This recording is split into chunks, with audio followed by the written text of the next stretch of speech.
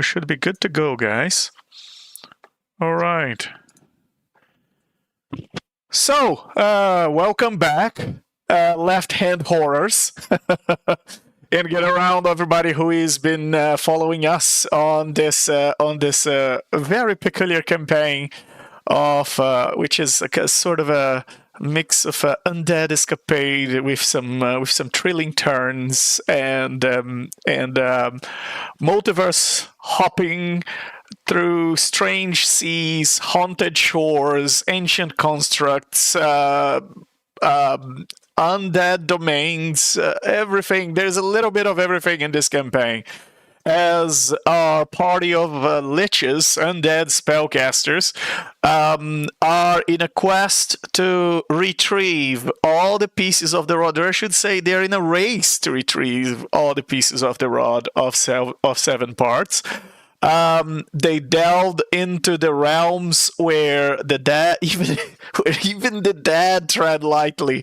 The ethereal sea, and in the meantime, while they are chasing this, they are having to face Vecna silently plotting in the background.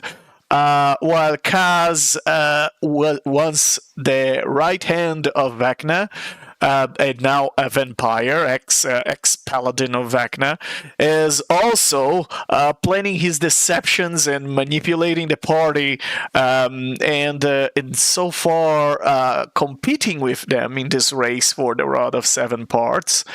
And well, there's even there might be even new competitors that have made this mission an even bigger minefield of dark alliances and unexpected dangers all around. But let's get to know a little bit of our protagonists tonight. We have Creek, the Spirit King, our bard with a necrotic flair. Creek's musical vengeance swells with each encounter, and now he's setting the rhythm for the party's green march towards Vecna's throne and potentially Vecna's execution. Creek, say hello to our audience. Tell us a little bit about how you're feeling tonight. Hey guys, Spirit King Creek here. I'm still feeling a little weak in my bones from that wish spell, but I'm doing all right. I can't believe I had a ghost telling me I'm selfish. The nerve of her. I'm doing this all for my friends, and they think I'm being selfish. Am I in the wrong here? Well, I'm just gonna assume that that's a rhetorical question, and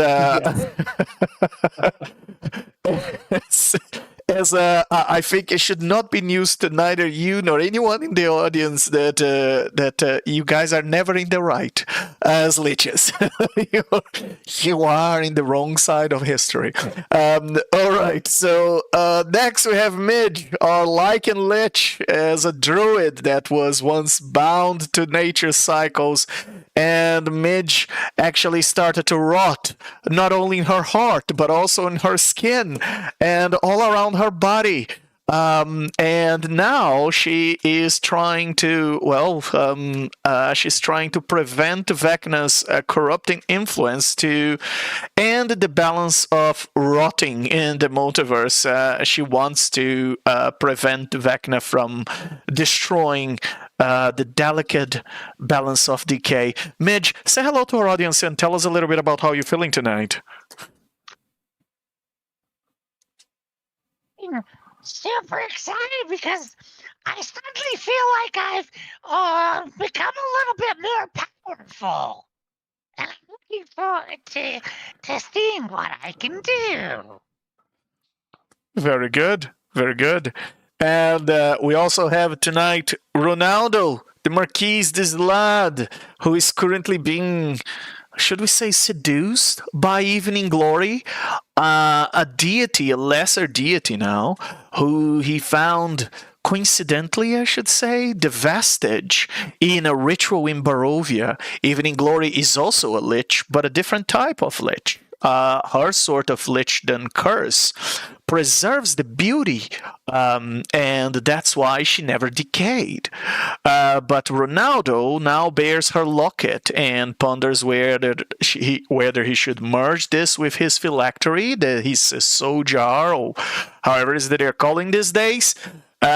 which could offer him indeed some unprecedented power or potentially bind him in eternal obsession. So, well, Ronaldo, say hello to our audience and tell us a little bit about how you're feeling tonight. Hello. Good evening, everyone. Ronaldo is usually pretty carefree and confident, but lately he's pretty shook. He's pretty shook up. With the vestige, he's tempted by the power and he's attracted to the romance of it all, but he knows it's probably not the smartest thing to do. So for once, he's really conflicted about it and really unsure. And his experience in the ethereal plane was not pleasant for him, brought up some old memories and doubt. So he's struggling with that, and now he's got a rough fight forward. He's a little bit, he's on the back foot now, uncharacteristically. So we'll hope he can snap out of it. Very good, very good. And last but not least, tonight we have Drazolf, the unforgetful ex-apprentice of Vecna. He has been blessed and cursed with fractured memories of 2 timelines. Drazolf serves as the party's twisted key to understand Vecna's manipulations, even if he is as much a danger to himself as he is to his foes. Drazolf, say hello to our audience. Tell us a little bit about how you're feeling tonight.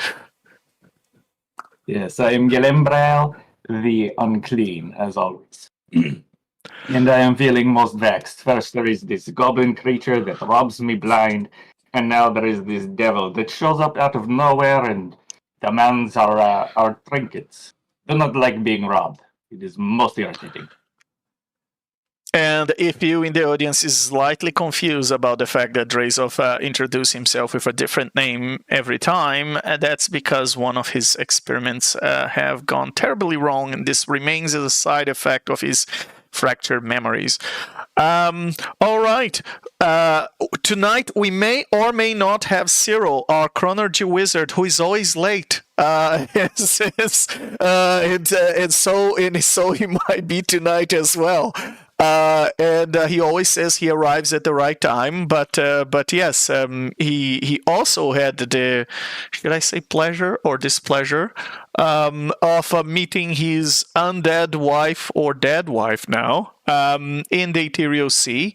In the last session, and he came out of there quite depressed as he's trying to distort. He's seeing that Vecna is distorting time, and he's trying to protect the timeline, and at the same time undo whatever Vecna is making to his to the future, and trying to rescue the soul of his wife and potentially bring her back to, not to life, but to unlife, so they can be liches together forever. Aww.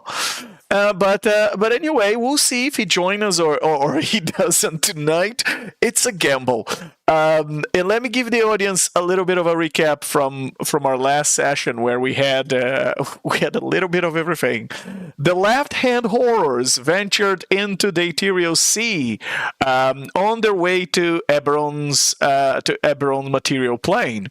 The Ethereal Sea, it's a way of bypassing the Ring of Cyberis that protects Eberron against otherworldly travelers and planar travelers and this kind of stuff. And the one way of bypassing that is to going into the Ethereal Sea that connects every material plane, the multiverse of D&D, and going from one shore to the next shore. If it was just that simple. The party is gambling as they believe that the next piece of the rod might be in Eberron. Let's remind our audience of the race to 7 as if this is slightly familiar to parts of our audience, then it's just a coincidence. It's absolutely just a coincidence. As you can see on the right, you have the ex right hand of Vecna, Kaz, the Deceiver, and on the left you have the ex-left hand of Vecna, Vocar, the Freethinker, and they are on a race to obtain 7 parts of the rod. And currently, Kaz is ahead with 3 pieces of the rod. There are 2 pieces with the party, one with Drazolf, one with Vocar. There are 3 places that the party suspected these pieces of the rod could be, and they are gambling on Eberron to be one of these places, and that's why they headed there in the last session. And they arrived in this ancient abandoned cemetery of war machines, where with colossal size warforged machines that were used in a very ancient war in Eberron. After fending off in the Ethereal Sea with a mischievous treasure goblin that at the same time they were fighting the creature, the creature was dropping some of its treasure out of its sack of treasures and sack of loots, but at the same time was also stealing from the party telekinetically. Quite a elusive little guy. And they've managed to almost, they got really close to defeat the goblin. But let's hope they made a profit out of all the treasure they made to make the goblin drop. They also managed to ally themselves with some phase spiders, thanks to Midge's should we say, generous offer to all you can eat insects, today spiders. They agree to guide the party through the shifting sea, to the shifting ethereal sea, all the way to Eberron. Their journey led them to this vast cemetery of giant constructs, and the very first one they encountered, this colossal rusted titan that is laying inside a lake in this valley, where there's a house that's set atop of the water, guarded by a warforge before you guys obliterated the poor creature that was just defending its home. And apparently the fight they had with this little guard warforge drew the attention of a much more powerful creature, a powerful archdevil called Rak Tulkhesh, an archdevil from the hells of Eberron, and quite powerful one. Rak Tulkhesh, in the first days of the worlds of Eberron, he already existed among many other overlords of the hells of Eberron. He's considered to be, he's called the Rage of War. Rak Tulkhesh is the incarnation of impulses that drives many mortals to battle: fear, greed, hatred. These are the seeds that the Rage of War sows in the hopes of producing a bloody harvest. Rak Tulkhesh is this mix between a centaur, a dragon, a devil, all twisted in a weird flash.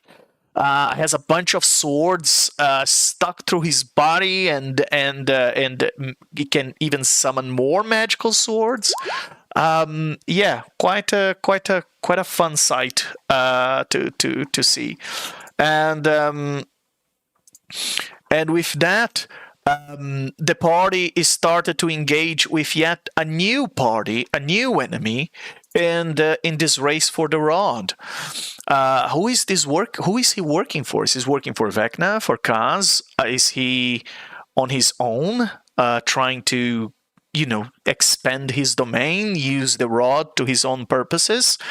Well, whether it's unclear if he possesses one of the pieces of the rod, but clearly he's interested in taking the pieces of the rods you guys have. Vocar has had the displeasure of meeting this creature in the past, and they've known each other briefly. Probably they were in some cocktail party together or so, for villains. And yes, it seems that this is setting the stage to an inevitable clash between the parties. And let's get back then to our left-hand horrors as we resume. And I just realized we don't have my...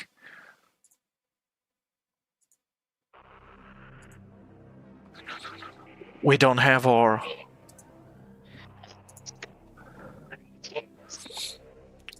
Midge, you are cutting off. If you're saying something, I can't hear. I think you're cutting off a little Oh, hold on. My noise suppression. bit. All right. All right. Let me bring you back to Eberron, where you were in the mid... You had just started the combat. You had gone through the first round of combat when the Vocar brought an ally. One of the iron flasks Vocar acquired in the black market of iron flasks in Sigil is indeed he had an adult solar dragon and he summoned that, but the enemy also summoned another devil to join this fight. And now, suddenly this is becoming an interesting party. All right, where's my turn order? Ah, here it is. All right, so with that, Midge, you were saying something? When the music started up, Midge went, Oh yeah, let's go, Liches. All right. Okay. And you are all engulfed in this battle. It seems it's unavoidable. But I must say, Drazolf, oh God, I hate you for this. Go ahead. Drazolf, you are a little bit distracted. Oh, goody. That is, I must say, that is this, as you look to the sky, something almost like a brain freeze comes to your mind. The blinking of the stars in this place, they remind you of the blinking of something else. Something, maybe a memory from your past. You remember of a wizard struggling to his feet. You remember it seemed that his vision was blurring as he tries to clean his eyes, as he took in the shattered remains of his once mighty party. As he looks around at their bodies laid down on the ground, his heart you can see clenched as he struggles to breathe. He saw their lifeless forms drifting in the churning maelstrom of entropic energy created by Vecna himself, surrounding the entire place. Each swept of this dance of dark power that Vecna wields when he's in the battlefield. You see traces of the disintegrated paladin flying through the air, still on the ground. There's the wizard. You stand in that room, Drazolf. Why? This doesn't seem like the life you remember in this timeline.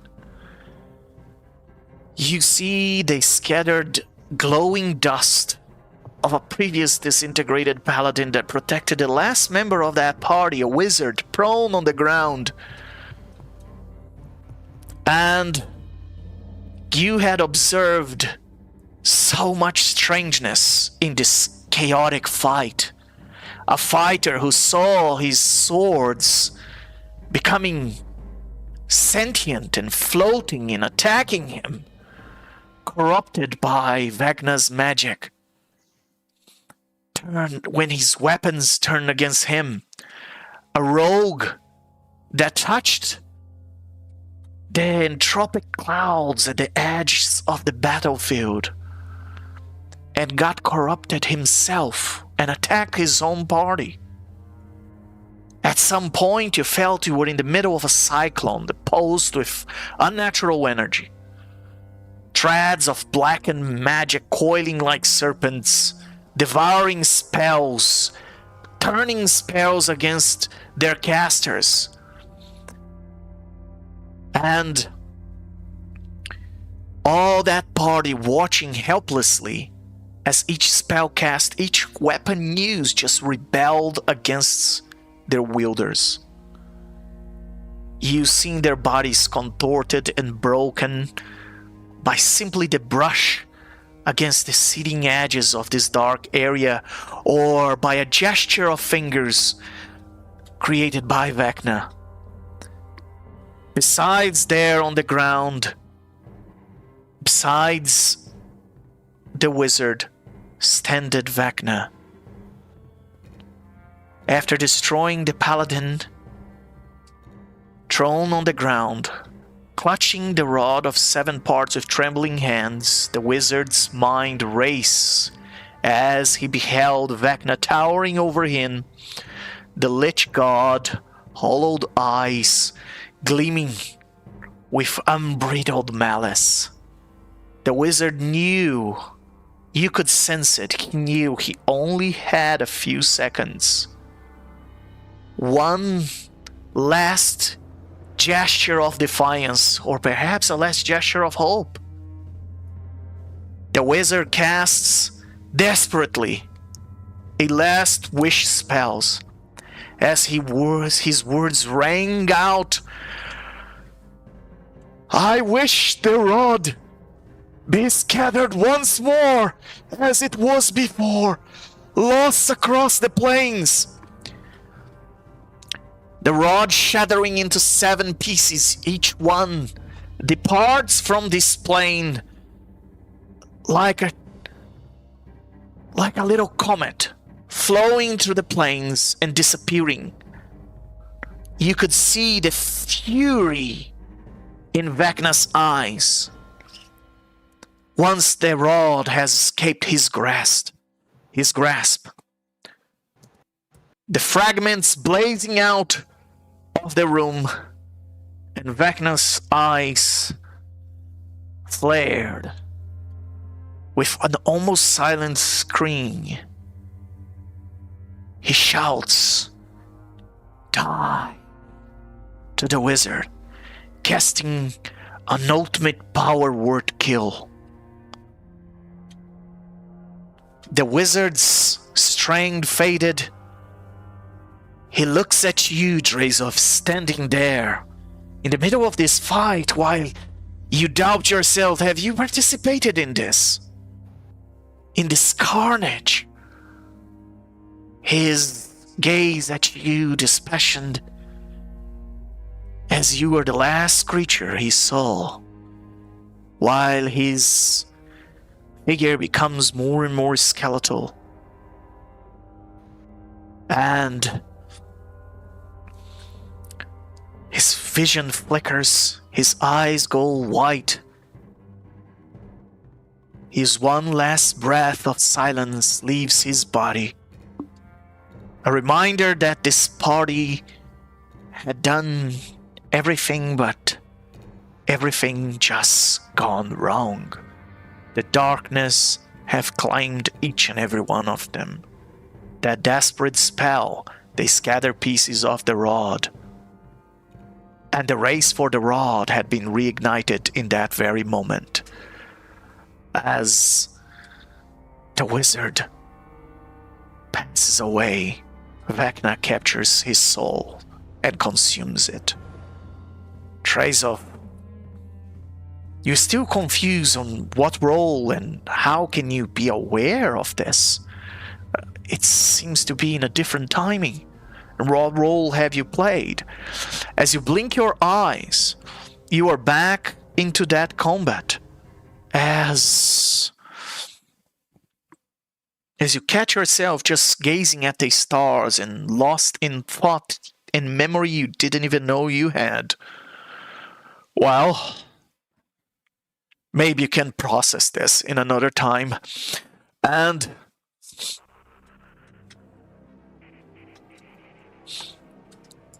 going back to the initiative, Cyril is not here, so I'm gonna switch turns with the last one. Creek, you go first. Cyril goes last. Alright. Just making sure I'm within range. How much is my bardic inspiration?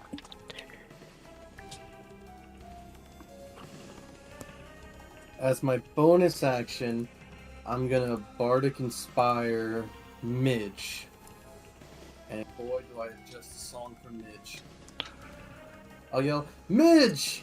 I got just the perfect inspiration for you to take on such a mighty foe.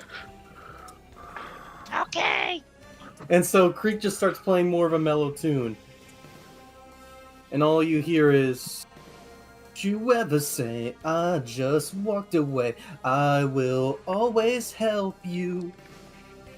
I can't live a lie, became a lich in life. I will always help you." You hear a pause, and then all of a sudden you just hear, "I came in with some inspiration.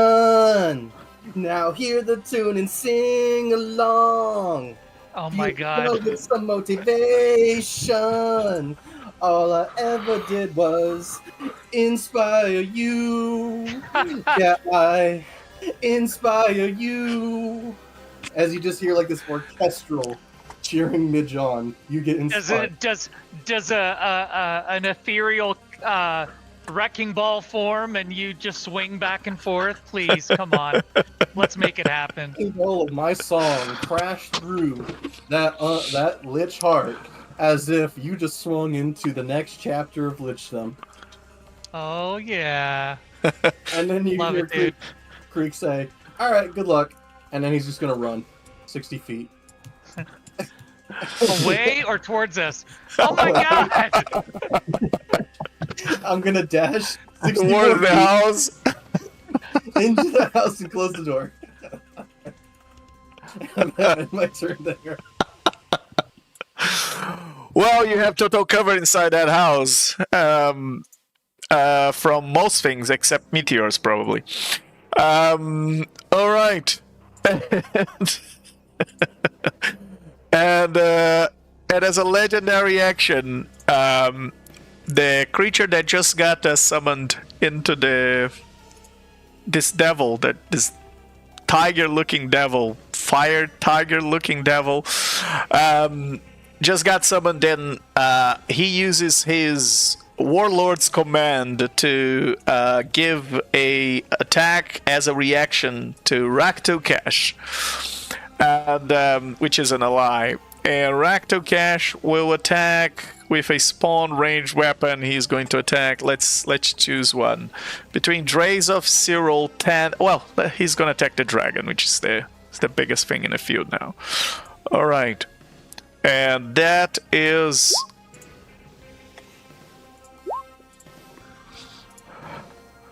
That is a 28 to hit for 24 points of force damage as a massive sword just flies and stuck into Tan the dragon. And Vocar says, "Oh, hey, this was a very expensive ally. Don't go screwing up my dragon." And in his turn, this creature is going to attack. Who can it attack? Alright. As a bonus action, is going to cast Staggering Smite.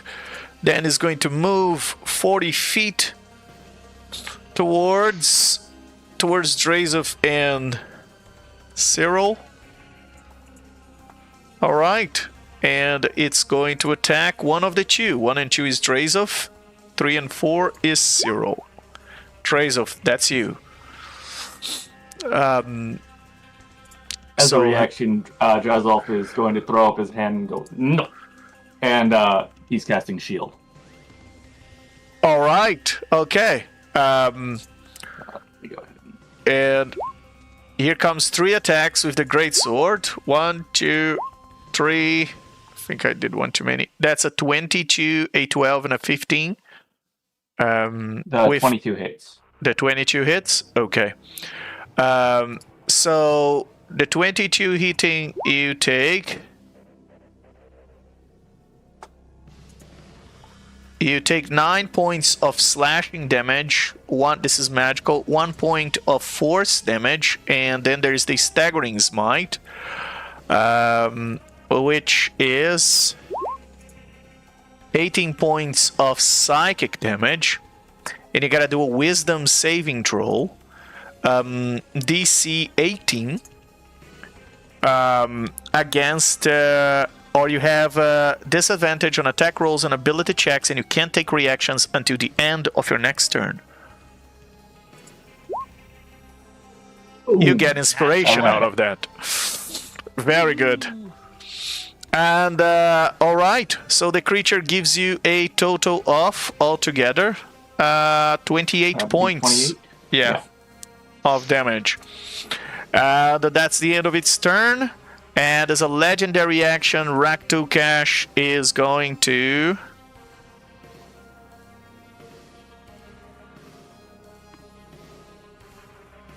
He's going to provoke rage. He's going to provoke Cyril's rage. Let's see. Who wants to roll for Cyril a DC 24 wisdom saving throw? Just roll a I got d4 it. plus 8. A D4 plus 8. Yes. That d4 plus 8. Sorry, a d20 plus 8. Sorry, my bad. Oh. All right, it's 27. 27. Yes, he passed. Well, you get inspiration out of that. All right. Yay! And I already have it. he's not Does anyone not enraged. have inspiration in the party? I've already got it. Nope, Okay. I'm good. Okay. You can give it to Vocar. He does not have inspiration. All right, we'll give it to Vocar then. All right. And it's now the turn of Rak Tulkhesh, and the creature is going to. Yeah, he can simply attack you guys with his. He's going to move, of course. He's going to fly, but first he's going to take down the dragon. He's going to fly all the way over here, and to fight the dragon. So the dragon is 10 feet up in the air, and I'm gonna call that he's at the same level of the same altitude as the dragon, and so he's not adjacent to you guys, but Cyril and Drazolf and Ronaldo, you three are in his aura. And while in his aura, at the start of your turn, any creature there takes 46 force damage. Alright, so here's this, here comes the 4 attacks from Rak Tulkhesh with his weapons. So it's 1, 2, 3, 4. And that's a 22, a 22, a 23, and a 36. That seems to be enough. And oh, this is the wrong one.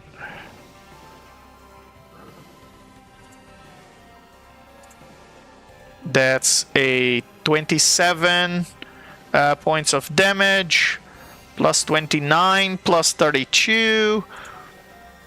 Plus 29, so 60, 90, 117 points of damage on the dragon.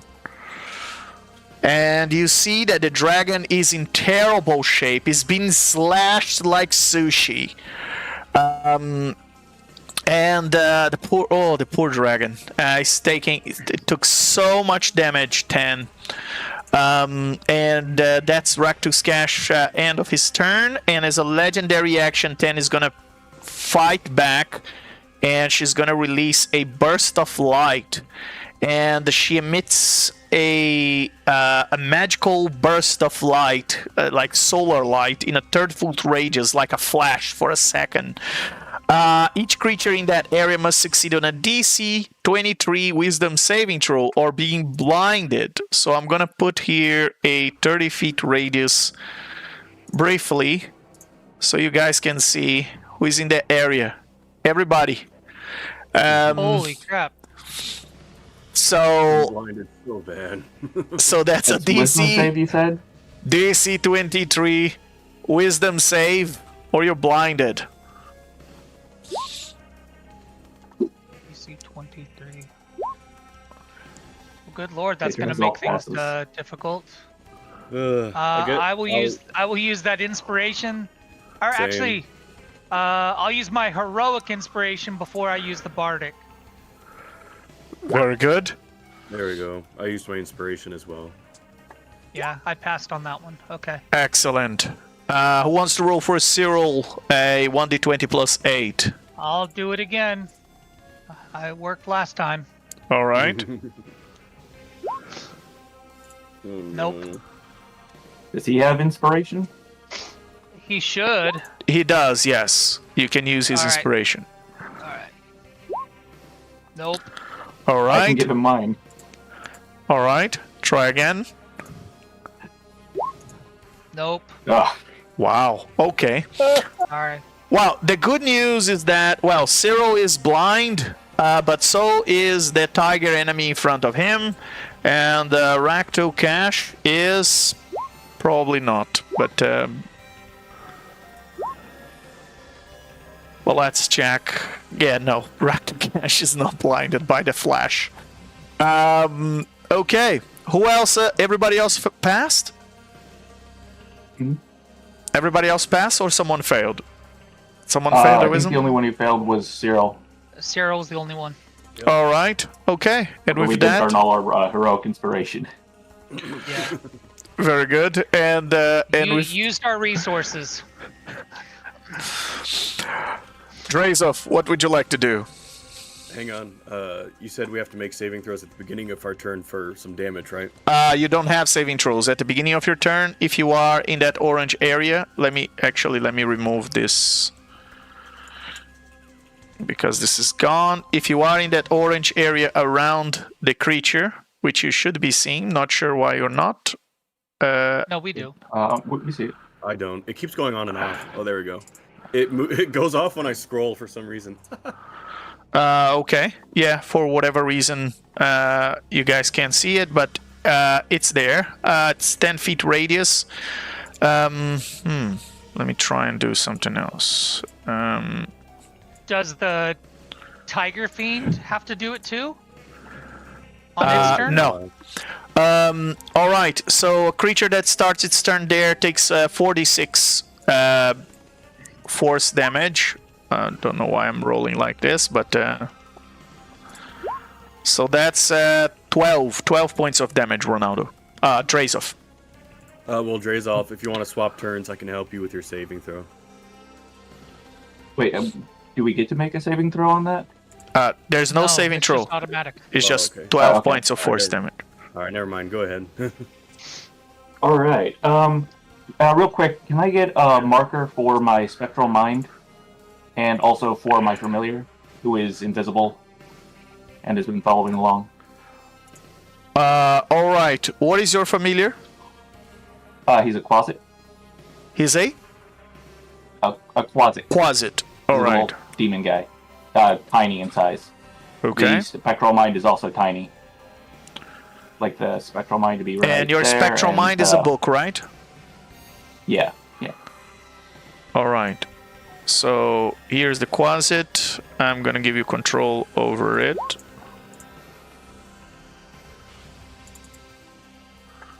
Legend, I have a cool little fire one. Can I show it to you? Quasit. Sure. That here, it's in my. Is it in my library? Can I pull it from my stuff? Yeah, I can't hear. I'll send it to you. All right. I can during the interval. I may change them. Yeah. Yeah, it's yeah. Cool. And for the Spectral spell book, I'll put there in a second. I have one of those, but give me one moment to find. But go ahead and describe your turn, Drazolf. All right. So it's gonna start with Misty Step, bonus action. Moving to just measure that real quick.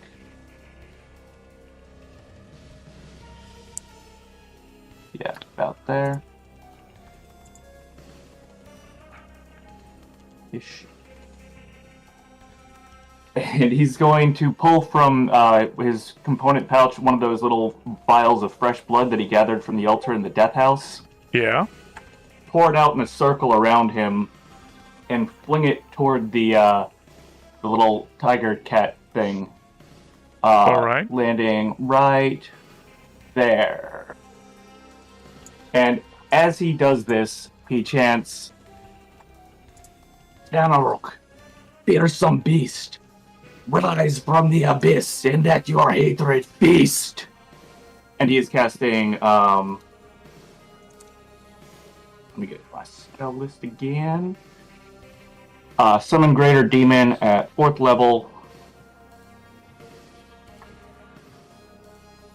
Come on. Dude, this battlefield is gonna be cracked. It's Dude. gonna This be is awesome. And from where the little glass jar lands on the ground, there's a puff of red smoke, and a Tanaruk appears. Very good. All right. Drazolf shouts out to it in Abyssal, kill that cat guy thing. I need him to be destroyed, but I want his eyes and his ears for later, so try not to get those bits too mangled.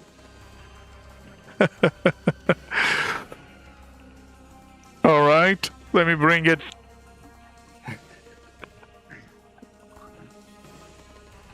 It's a Tanaruk, right? You mentioned? Yep. All right. Give me a second to pull this.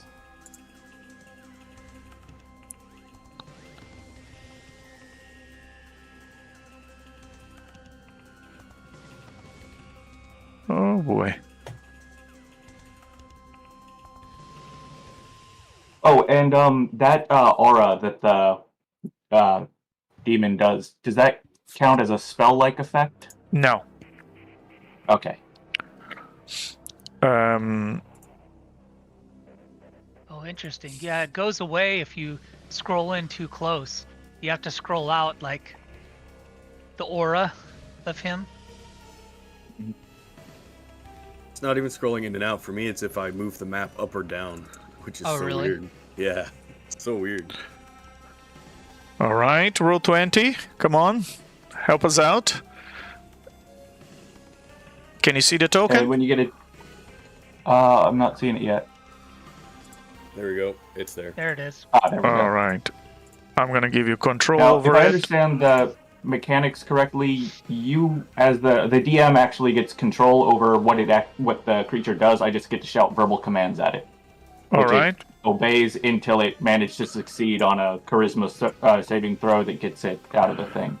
Okay, you can actually. I don't mind if you control the creature. Okay. I can add to your extras, or I can add to your extras. Yeah. That right And there is where I intended to have it land. you can move the token. You should have control over the token of both this creature and the Quasit. Let me add I it. don't appear to have control over the closet just yet. I just Dragon. I just gave you control over the Quasit. There we go. Yeah. All right, good. He's also going to need an initiative thing Yeah. because he acts on his own turn. All right. Refresh on your refresh on your end, under the extra tab, you have the Tanarok. You can roll control your summon. It's fine. All right.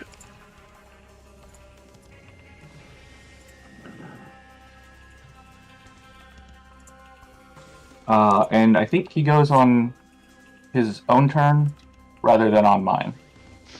Right? Yeah. Yeah. Oh, I gotta roll initiative for him? Yeah, roll initiative for him. Alright. So it's... Boop. So 15. All right. So Nice. I guess he goes... It did an add. Okay. No. Looks like it added Quazzle instead. Okay. There you go. He's there. Yeah. Quazzle should. Okay. You can roll for the Quazzle for Quasit as well. There you go. All right. Is the last one. Okay. Yeah. So now you have your army. I'm gonna bring your book in a second.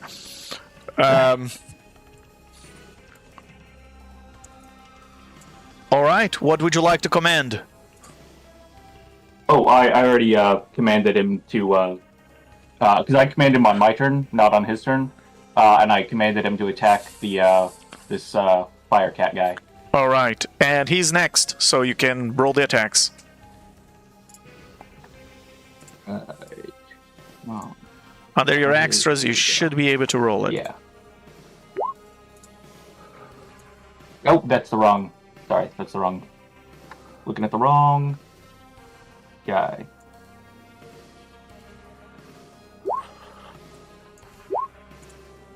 Either of those hit?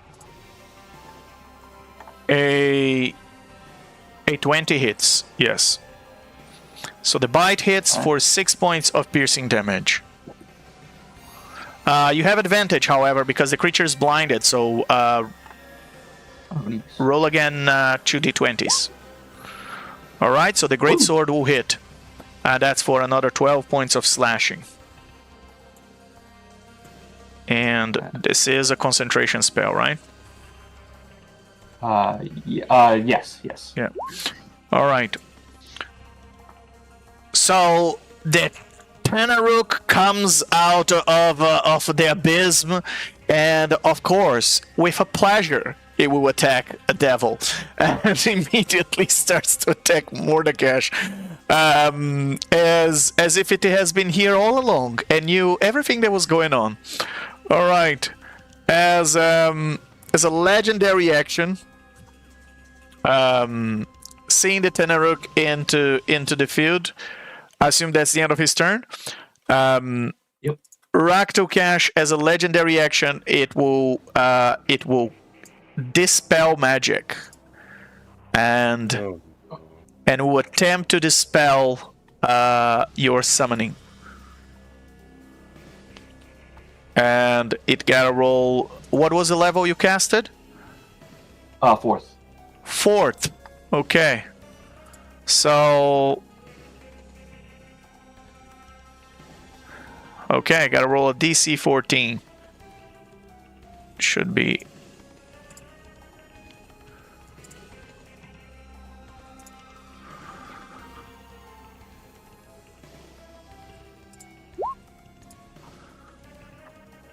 Yeah. Rak Tulkhesh by 1. He rolled a 15. He manages to dispel your Tanaruk as a legendary action. And that's the end. And the dragon counterspell that as a reaction? Yes, you can. You can attempt to counterspell that.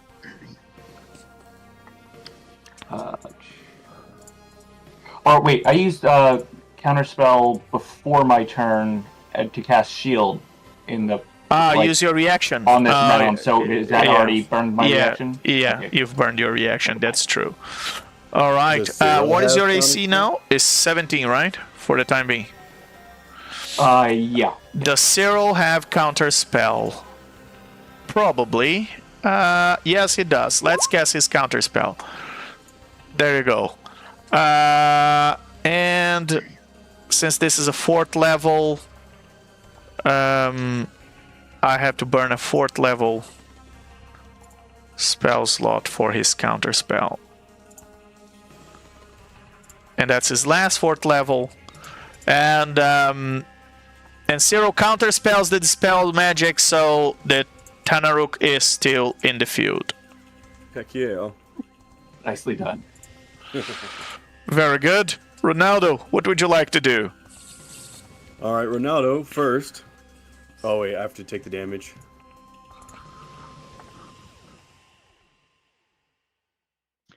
You want to roll that damage again? Yeah, it's 4d6. 10. Okay. Let me just do that real quick.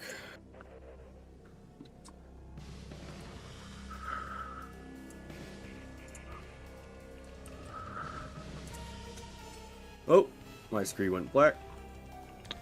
What happened? The map's all gone now. Did you delete your token? I was trying to change the health. I mean, I don't know what I clicked. Okay. Yeah, your token just got deleted. Give me a second to bring you back. Jeez. I believe in you, Ronaldo. This is all I can see right now. I can't see anything past those balls. Okay. Let's bring you back, Ronaldo. There you go. Thank you. That was silly. What was your initiative? 15, right? Yep.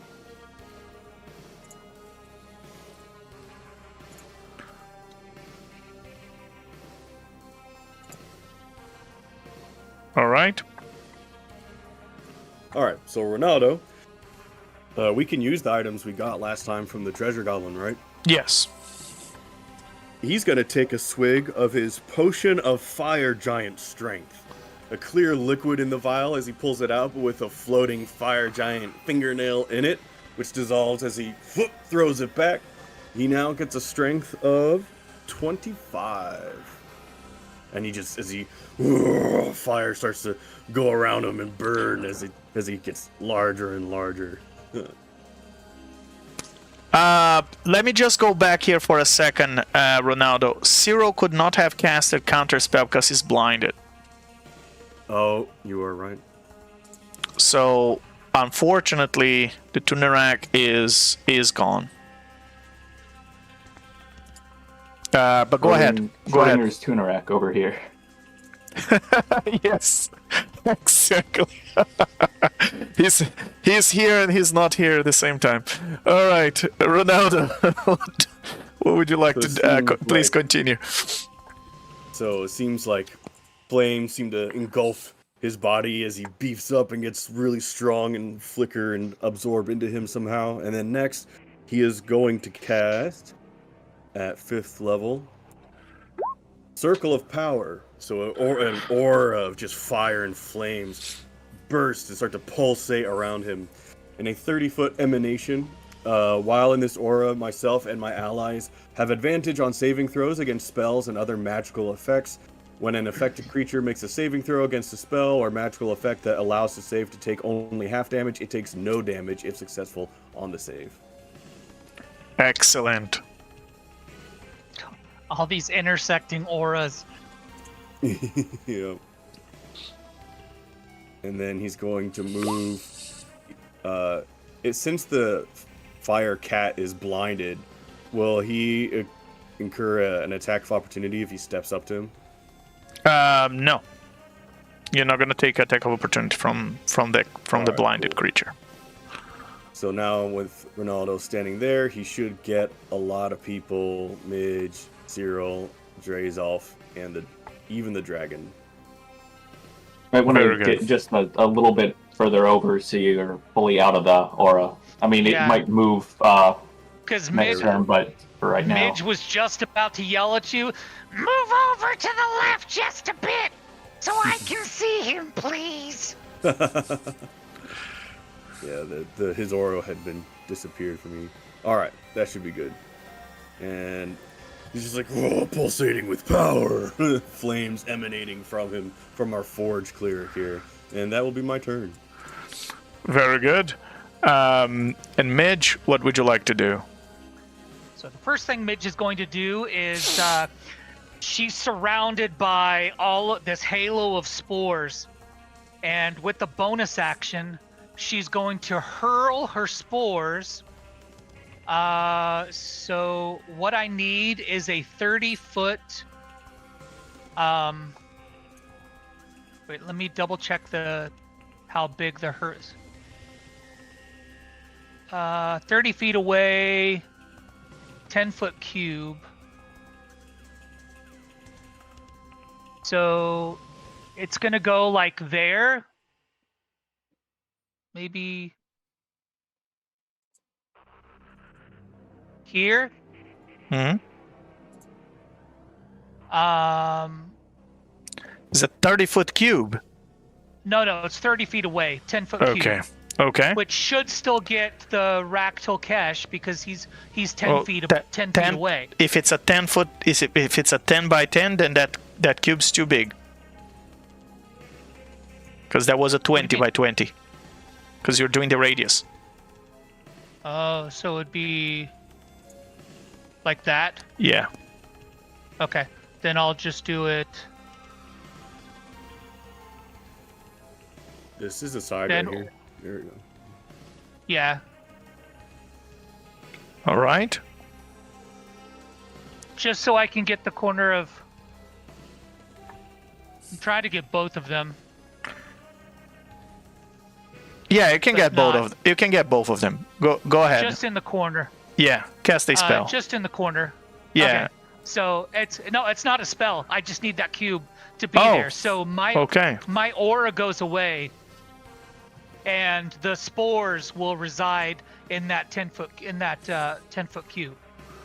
You see what I'm saying? Okay. Yeah. So I move the necrotic spores to a different area.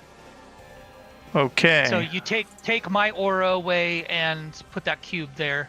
Okay. Let me put that cube there. That's a 5-foot cube. Oh, I gotta make this linger. 5-foot radius. Okay. It's close And- enough. All right. And And I don't know if I can control it, but I'll make it so that Cyril is not affected. Well, Cyril, we're resistant against. I was trying to do it so that Cyril wouldn't be affected. There we go. I don't know. You understand what I'm saying? Yeah. I'm trying to keep it so it's just those guys. Okay. So that's my bonus action. All So right. now, that's there. You can take away my aura around me because that's no longer there. It's now what the cube is. mm-hmm. All right, and then Midge is going to point. She's going to turn around and look for Creek. Whoops.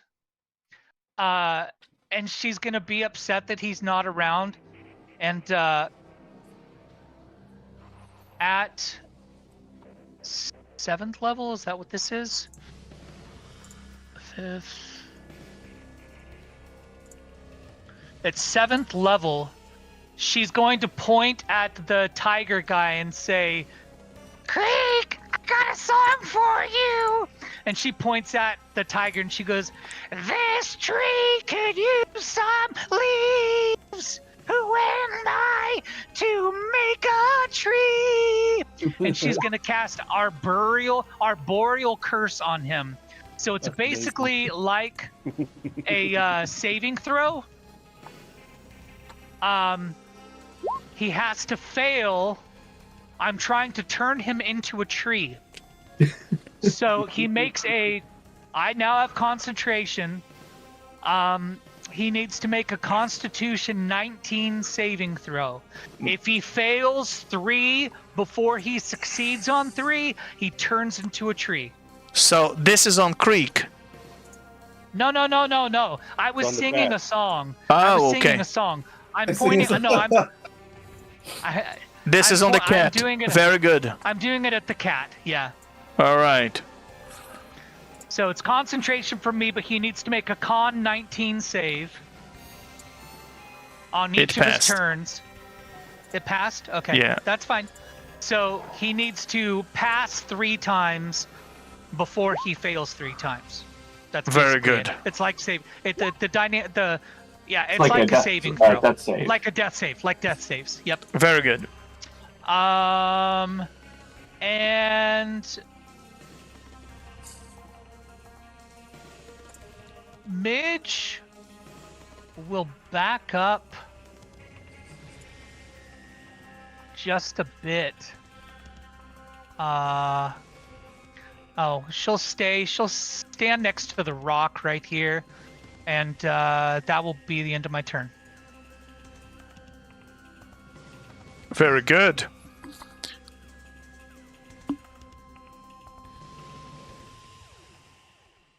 It's now Cyril's turn. Anyone wants to play Cyril?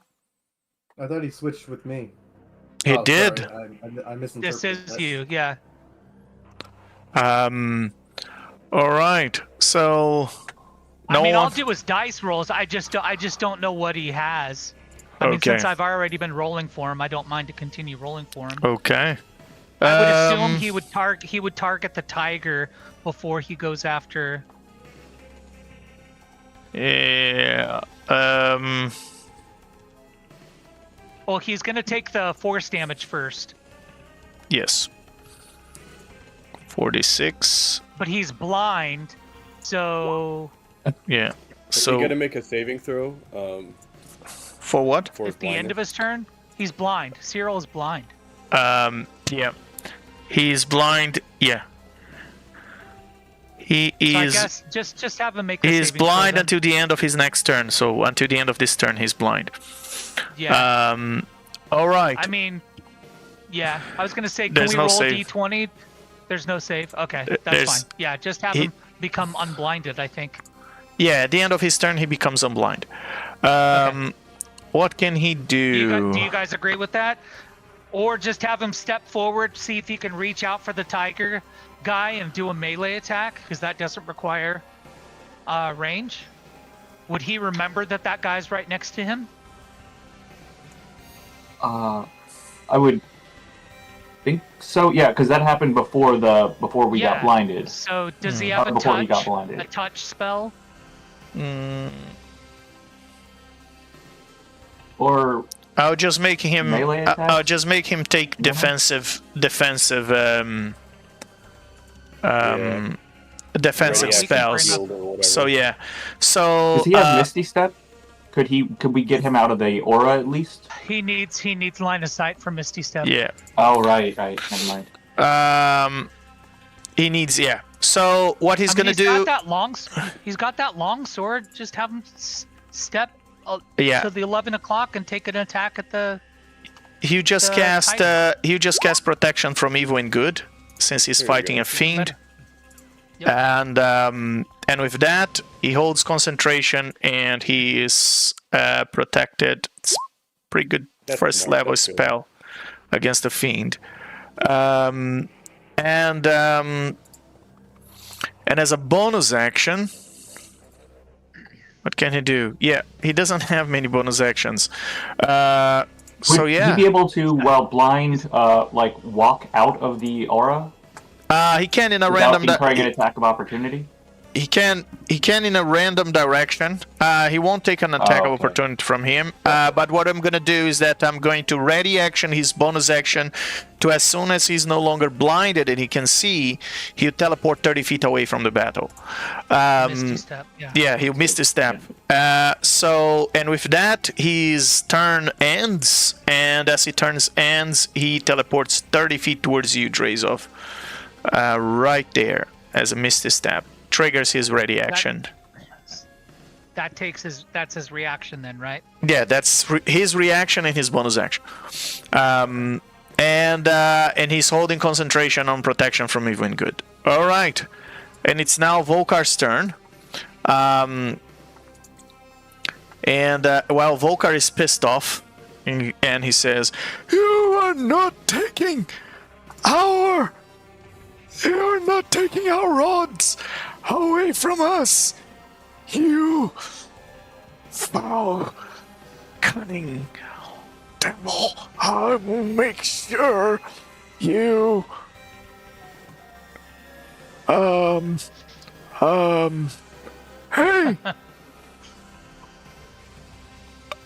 I was saying something!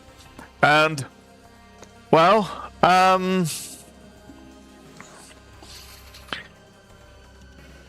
he is going to pull his scroll of comet. And he's just gonna drop a massive bomb on this creature because Vocar doesn't hold back. And is he attuned? Give me a second. No, he's not. Alright. He's gonna drop with the scroll of comet. He is going to look at that creature. That's a 50-foot radius. No. Oh no! Oh no! Oh guys, well, it's a good thing you're all inside Ronaldo's aura.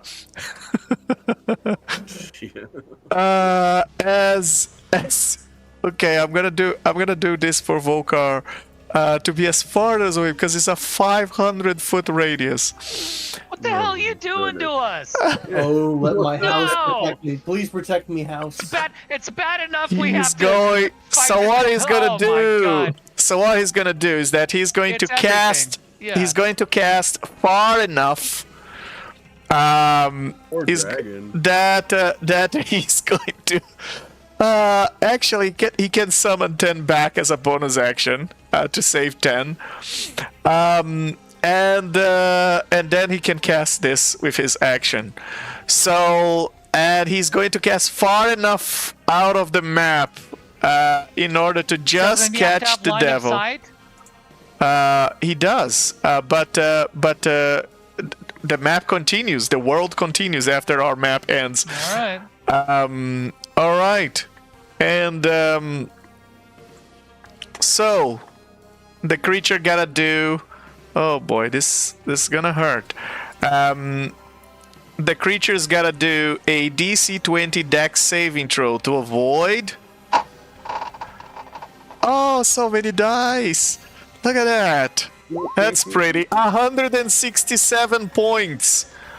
Of Does the solar dragon take it as well? No, he's gonna as a bonus action. He's gonna tell Ten to go back inside the iron flask, and he takes Ten out of the field, and he is pretty much making a comet fall so hard nearby that it will hit the devil, and It's gonna destroy the building too, right? yes, actually. Yes, it's a 50-foot deep, 500-foot radius Yeah. crater. It's gonna just. Yeah. Yes. I'm in the blast zone. He just basically, you guys look up and there's one of the stars are approaching, and they keep approaching, and they keep approaching, and Good getting Lord. bigger. The Iron Giant is gonna get destroyed too. Oh boy. Well, oh, a big chunk of the Iron Giant's gonna be destroyed as this creature, as the comet hits the ground. Oh boy. Do I have a proper? I feel like it's not gonna make justice. Just an explosion. It needs to be something much bigger. Yeah, like a nuclear sound, like an atom bomb sound. Something. Yeah. Well.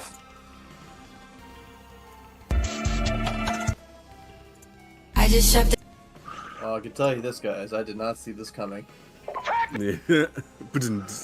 Teach you to go hide in a building away from us. With And 7 HP. Mitch sang a song to you too. Look, I'm under Wish. I got 7 HP. This is some nice food in here. Oh boy. Freak's last words. So, this is not giving any justice. I need a proper explosion for this. There you go. Alright, let's go with this one. As the meteor hits the ground, the entire area shakes as you see that star falling in the forest nearby. As the comet hits the ground, you hear the ground trembling as a massive explosion, and there's followed by an earthquake and fiery smoke. And yeah, Creek, even inside that house is gonna be completely destroyed. Creek hears the explosion, just sees the wall of comet come towards him. Crap. Because you had no way to see that a comet was falling. There's no way you can pass this check, Creek. I'm gonna ask you to roll with disadvantage. Dex 20 and oh boy. Do the pew pew sound. Pew pew. That's the comet. Can I use lucky? Can I use lucky? I mean, you've got you a can plus definitely 9. lose. That's not bad. Like, Rak Tulkhesh passed the check, and he's gonna take half of that damage, which is 80. Is it half of the damage? 84. Yeah, 84. Half as much. All structures are destroyed. All no magic objects that are being warned or held are destroyed. Basically, everything in this area destroyed. I feel like I need to make like a proper radius here. I'll say even with half damage, you're gonna put me at like negative 8 health. That's not gonna like. Oh yeah, you're a lich, so you're just gonna go back to your phylactery. 500. Wow. This was far, guys. I'd say roleplay wise, I think this would destroy Krieg. Like I become a pile of ash. Just no death saves, completely gone with the house. Oh boy, so this is pretty much the area of the map that is completely obliterated. Just the movies from the atomic blast, like first his hat flies off and then everything burns off, the robe and the loot and everything just... I mean, now you guys know with what Vocar spends his money on, with good weapons, guys. You get But all this area here.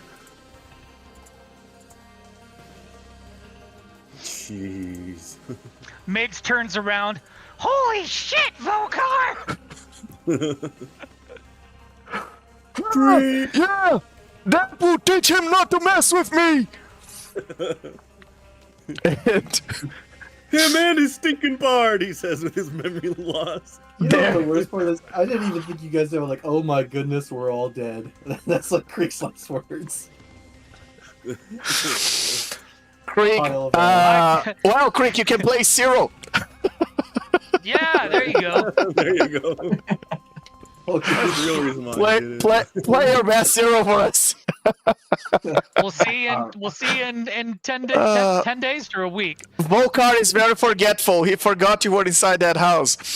Cyril's gonna like, Cyril, you know Krieg ran into that house, right? Oh boy. You should you should do death saves for this. But you can roll death saves for Krieg. Took you what? Took you negative what? 70. You were at 7. He passed the dex save, so yeah. So he takes 84. 84. It's not enough to put him instant death. So yeah, that's what I'm saying. So you're negative 77. If only we were playing the old rules. So you are in the 50. You are in a 50-foot crater with a pile of rubble on top of you, and a massive rock that fell from the sky and destroyed this entire area in a massive explosion, which I couldn't find something that would do justice. Maybe a little bit louder. Yeah, and with that, Vocar, the devil is still standing. but I'm gonna have to call the devil prone because that's a freaking meteor. It's a comet. It just fell on. Come on. All right. It just fell a freaking meteor head in his head. All right. So with that, Vocar is done with his turn. That teaches you guys not to mess with Vocar. He doesn't hold back, and he says to you all, "Hey, I'm gonna tell you guys just one little piece of advice. The person who wins the fight is not the strongest or the fastest. It is the craziest." He needs to do a little crazy laugh after that.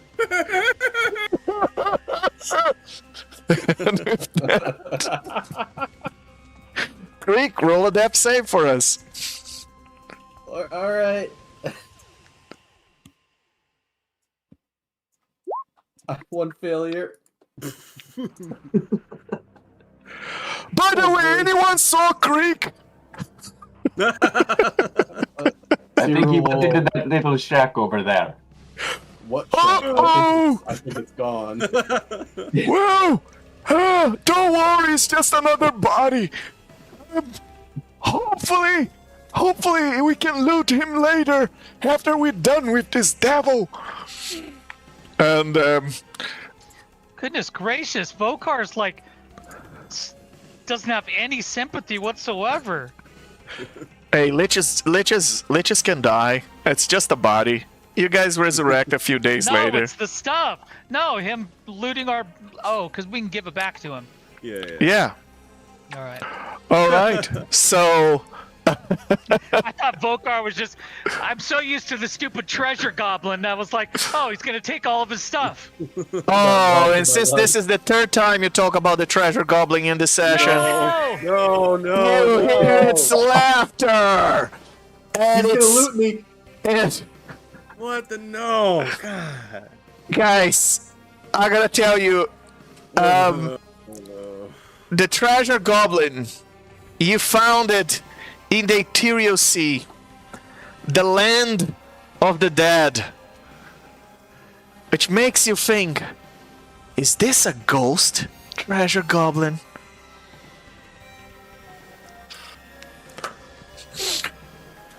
And if it is, that's a ghost treasure goblin that is pissed off at you guys for all the treasure you took it away from it.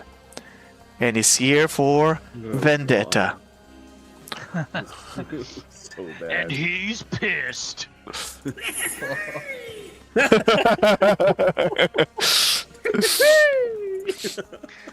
I swear it sounds like Mario, like a version of Mario. Every time I wait for the goblin to like jump up and punch something above him. He just stomps on us like mushrooms. Yeah. If he's a ghost, can we beat him to our phylacteries? If he stomps on a mushroom, midges, it becomes personal.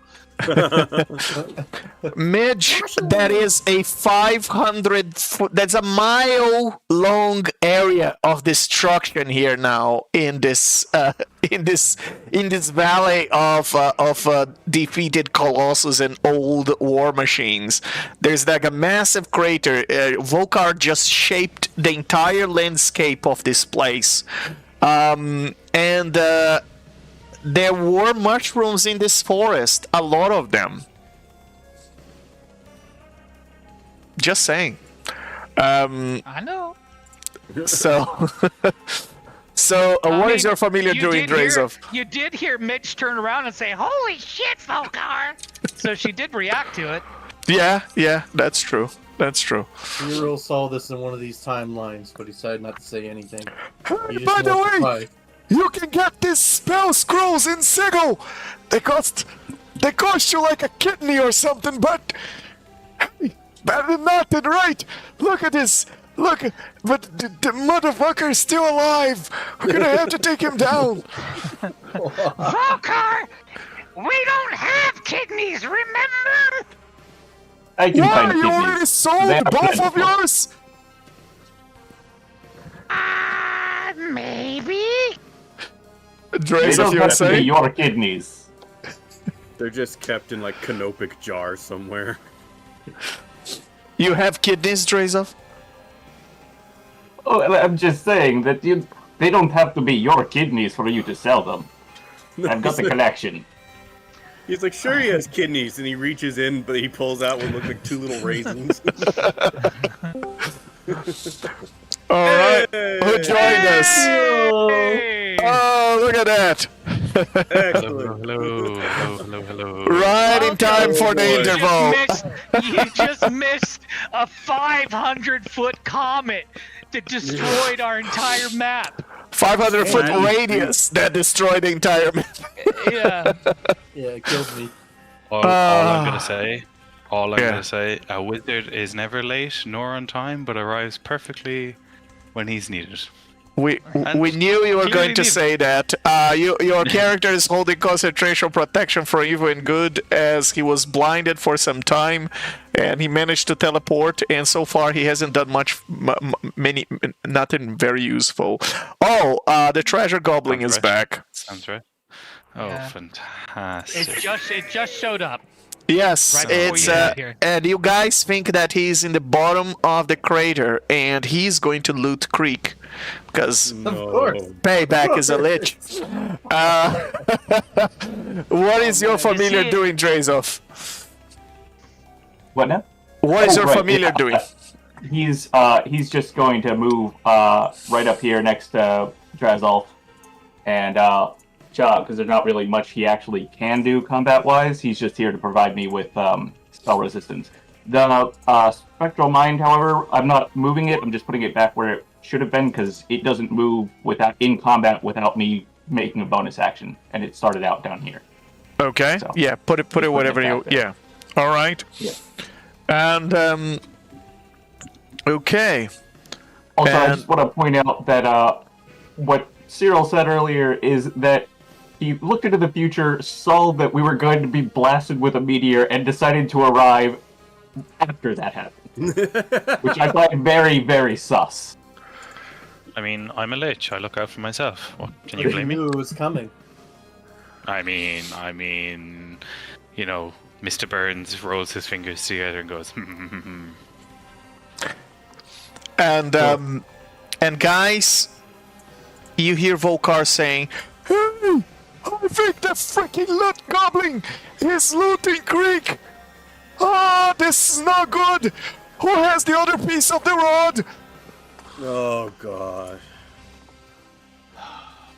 Drazolf does. Oh, okay. All right. We can buy Creek some new stuff. Creek, I can pretty much empty your inventory. The only thing the goblin doesn't take from you is your bracelet, because there's no way he can take that.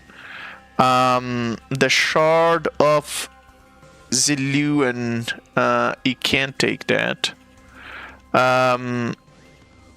And all your common items stay with you. And whatever you were wearing as clothes, and the bracelet stay with you because it's cursed. Everything else the goblin took, Oh, it took my iPad. Dang. including the currency. All right. What Never was been it? so glad to have all cursed items. Aren't you happy? Aren't you? Oh, he took the curse item as well. The only curse item he didn't take is the bracelet, because he can't remove. So yeah, he cleaned you, Creek. Aren't you guys happy you chose Drazolf to hold the portable hole? And with that, Two things. Oh, Yeah. I'm going to Cyril. Okay. Oh, you changed turns. That's right. Yeah, That's right. yeah. That's right. yeah. And let's give Cyril one turn before we go into the interval. Cyril, what would you like to do as you hear that the treasure goblin at the bottom of a 50-foot... Oh, and by the way, Cyril, before you arrive, the party members were just questioning if this, because you've met this treasure goblin in the Ethereal Sea, if it's actually a ghost treasure goblin. Oh, sick. I'm assuming that the crater is this huge black Yes, abyss here. yes, that's the part Okay. of the map that is erased. Basically, there's just a slit of the map left. I was just about to say, be like, Legend, I think my true side is glitching now. And No, okay. Cyril, the brown aura around the bad guy is automatic force damage when you start your turn in there. So try not to finish your turn inside that aura. Okay, good to know, good to know. And this green one is... That's a good one. Ronaldo. That's an That's aura a- from Ronaldo that us gives you. advantage on saving throws. And Yeah. what's this little square here? That's Midge Midge's, spores. Necrotic spores. Ah, very good, very good. How could I forget? How could I forget? Okay. Right, what a way to get thrown into this. Cyril is gonna look to the big bad, the big ugly fella, and he's gonna slowly raise his finger and cast disintegrate, pointing a thin green ray towards this creature. And he's going to do this at 8th level, and that is a DC 19 to hit for... That's a lot of dice.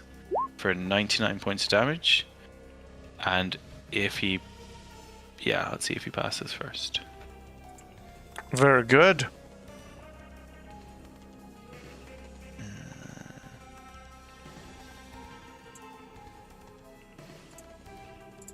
And if he passes, I will use... It failed. Excellent. Oh my god, that's brilliant. Yes, it failed the roll, but it will use a legendary resistance to pass. Oh, you suck. Okay, and then I'm going to use my... I'm going to use my Convergent Future to guarantee a pass. You can't do that against a legendary resistance. Damn, okay. That works against a roll, but not against the legendary resistance. Can I use an inspiration to get rid of it? No, not for the joke. resistance. I wish. So I believe with disintegration, it's an all or nothing. He just chose to succeed this saving throw. What a... See you next Thursday. He takes no damage. Oh, that's so annoying. Okay. I have no meta magic. What bonus actions can I do? Not a huge amount. Cyril is... This guy's blinded, by the way. This guy right here. Yeah. So you would have advantage on any spell attacks. I know you already did that. If you have any bonus action stuff. I have Misty Step and 2-weapon fighter, so Okay. probably Cyril done. Cyril's just gonna say, "Oh well, I tried. I did my best, guys, and I'm just gonna move back a little bit." Stay in that aura, dude. Stay in the aura. Okay, yeah. Yeah. Okay. Yeah, that's why we moved you there. Yeah, so you stay in the aura. Okay. I get you. That's time wizard Cyril done. So Very good. And now it's time for us to play. Who is that demon lord? I gotta scroll out I know now. that one. As we take a 10-minute break, everybody, and we'll be right back. Let's take a bio break. All right. Yep. Very good. Yep. Okay, have you guys figured out already who is this mysterious demon lord? Of course. It's my good buddy Jorblex. Very good. Very good. It is Joey Blacks! Yay! It's Creek now. After the comet. Oh, yeah, it could be. Yeah. He was. Let's bring you guys back to the to that slit of a map what remains of this fight. All right.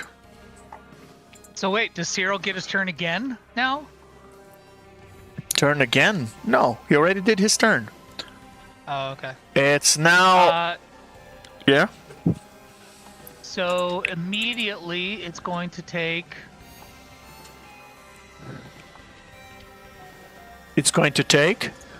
Oh my god, 2 necrotic damage. No. Wow. A 1d10 and a 1, and I rolled 1 on both dies. Wow. Very good. No. Well, Mordekash is not. Well, by the end of this played. Oh, it needs to make yeah. a con save on that. Sorry about that. All right. So it doesn't necessarily take that damage. He rolled an 11. I assume that misses. So yeah, it does take 2 necrotic damage then. All right. Very good. So like a mosquito just. And Mordekash, did he have? Yeah. So he didn't have a turn. So this turn is still blinded, and until the end of his turn. What can he do? It will also make the con save to not turn into a tree. It needs to do that still. Okay. And but first he is going to cast Destructive Wave.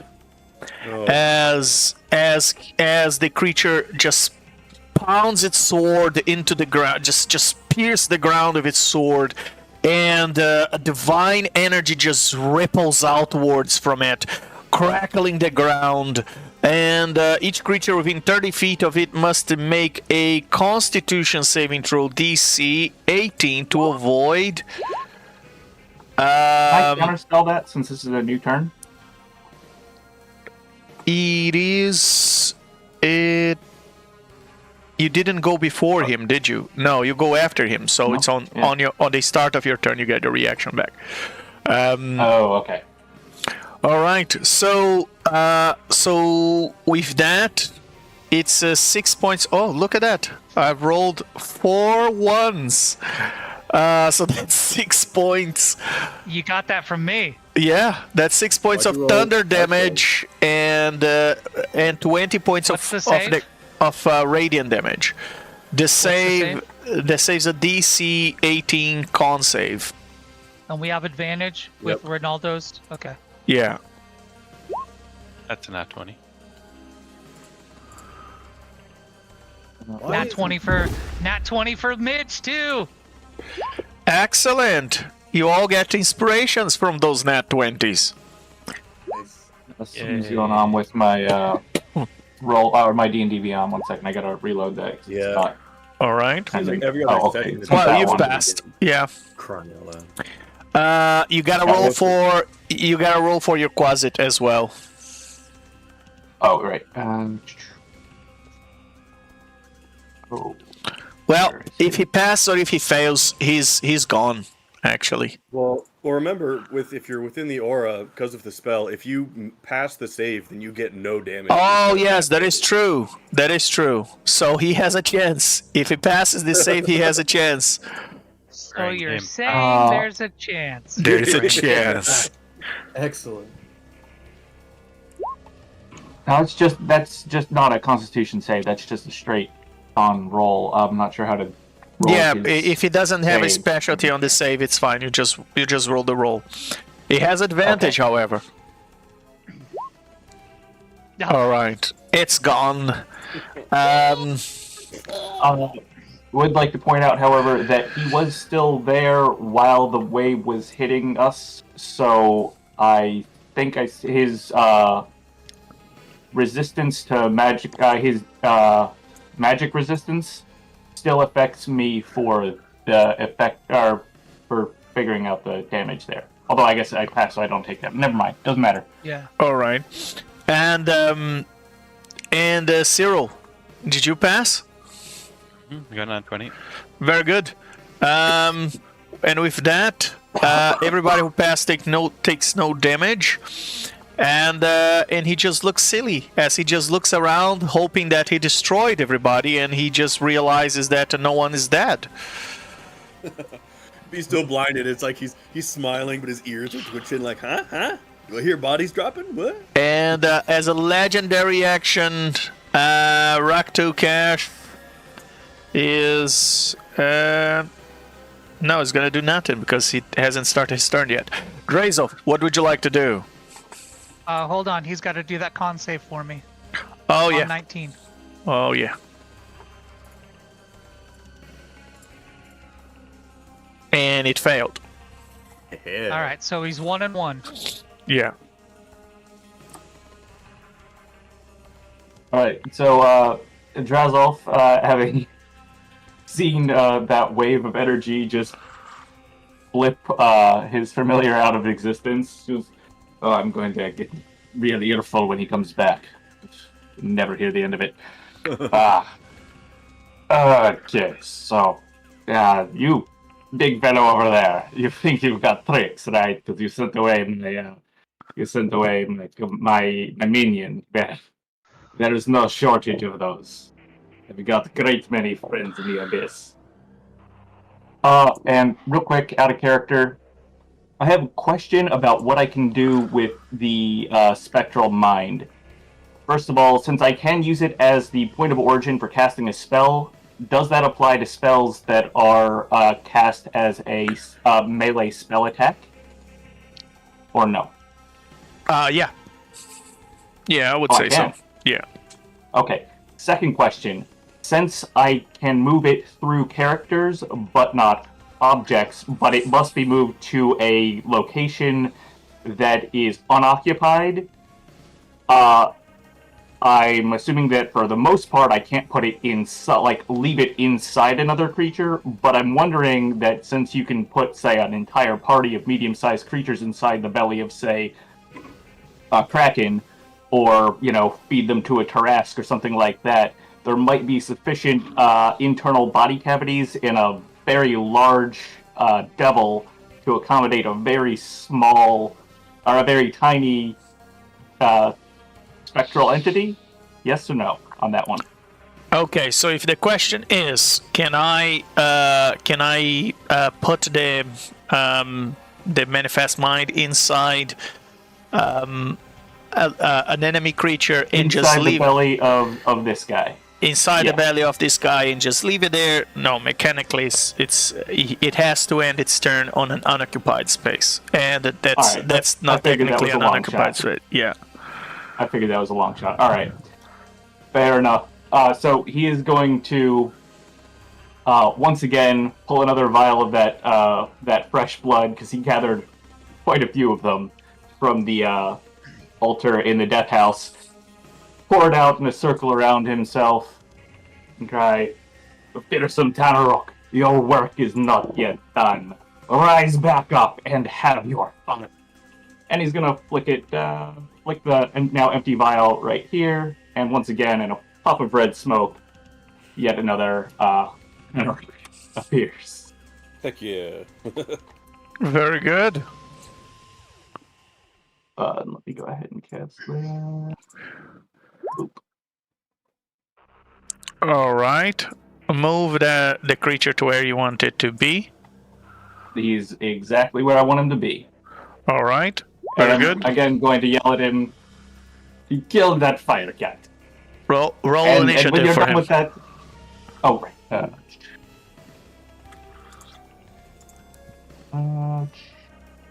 Oop. Did that go? All He's right. at 9. Yeah. And when you're done with that, move on to that other devil. And the creature will reply.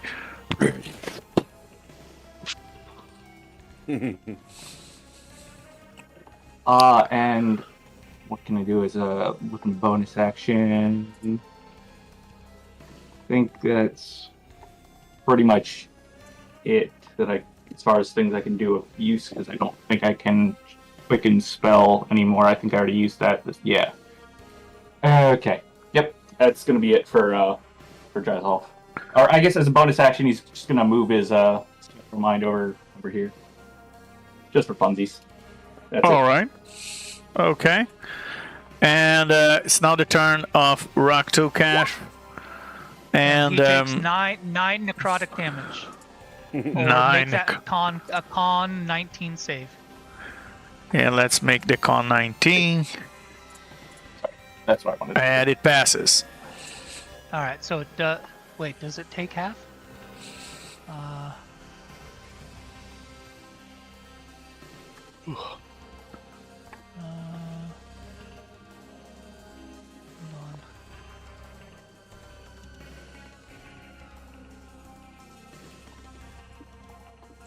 What type of damage No, is it that? says necrotic.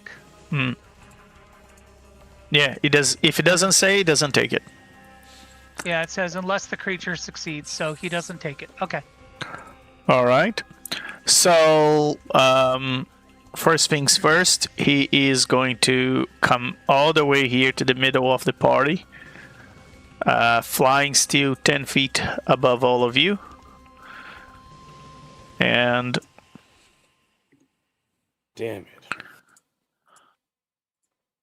it. is no longer prone. It's just use its span, the span of its wings to take flight and come above you. And he says, Throw all the stars you want at me, Vocar. Nothing can destroy me. You should know that. Then go against my will. You will pay for your insolence. All of them will. and all right, and the Rak Tulkhesh is going to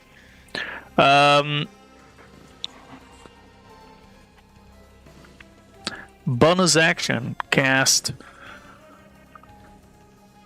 Banishing Smite on one of his blades. Oh no.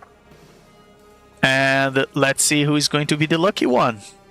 So we have here, we have the Tanaruk, Cyril, Drazolf, Mordekash, Ronaldo, Midge, all in range. Actually, even Vocar is in range, has an absurd range. All right. It would be funny if it was the Tanaruk again. That'd be so uncruel. And Who did I cast protection from evil and good on? Sorry. Yourself. Myself. Okay. Yeah. so that's Drazolf, and Drazolf. Here comes an attack with Banishing Smite on you. Oh no. Does he make a save? Yeah, he does have to make a save, but first let's roll the attack. That is a 30 to hit. and that is for you to take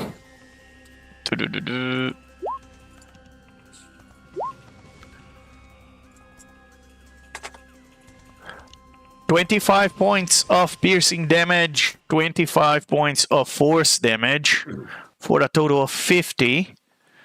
Then comes the Banishing Smite with an extra 5d10 for another 35 points of damage, so for a total of 85 points of damage in this strike. And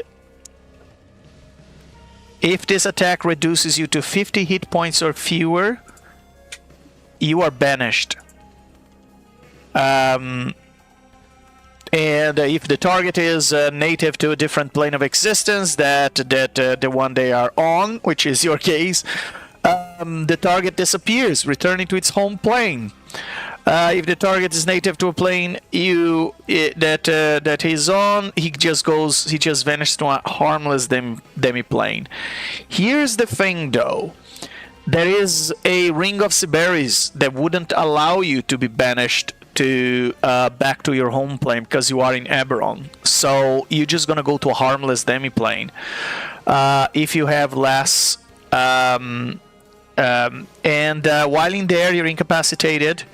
You remain there until the spell ends. At each point, you reappear in a space you left on an unoccupied space. So.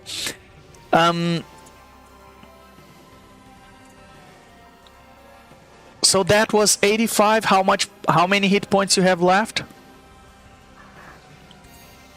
Drazolf. Oh, sorry, forgot. I had myself muted. 3. Okay. Yeah, I'm banished. Drazolf is banished, and Drazolf, remind me, is there a range or a limitation to your summoning? If you go incapacitated, does it disappears? Oh yeah, hey, never mind. You can't hold concentration while incapacitated. Right, yeah. So yeah, So the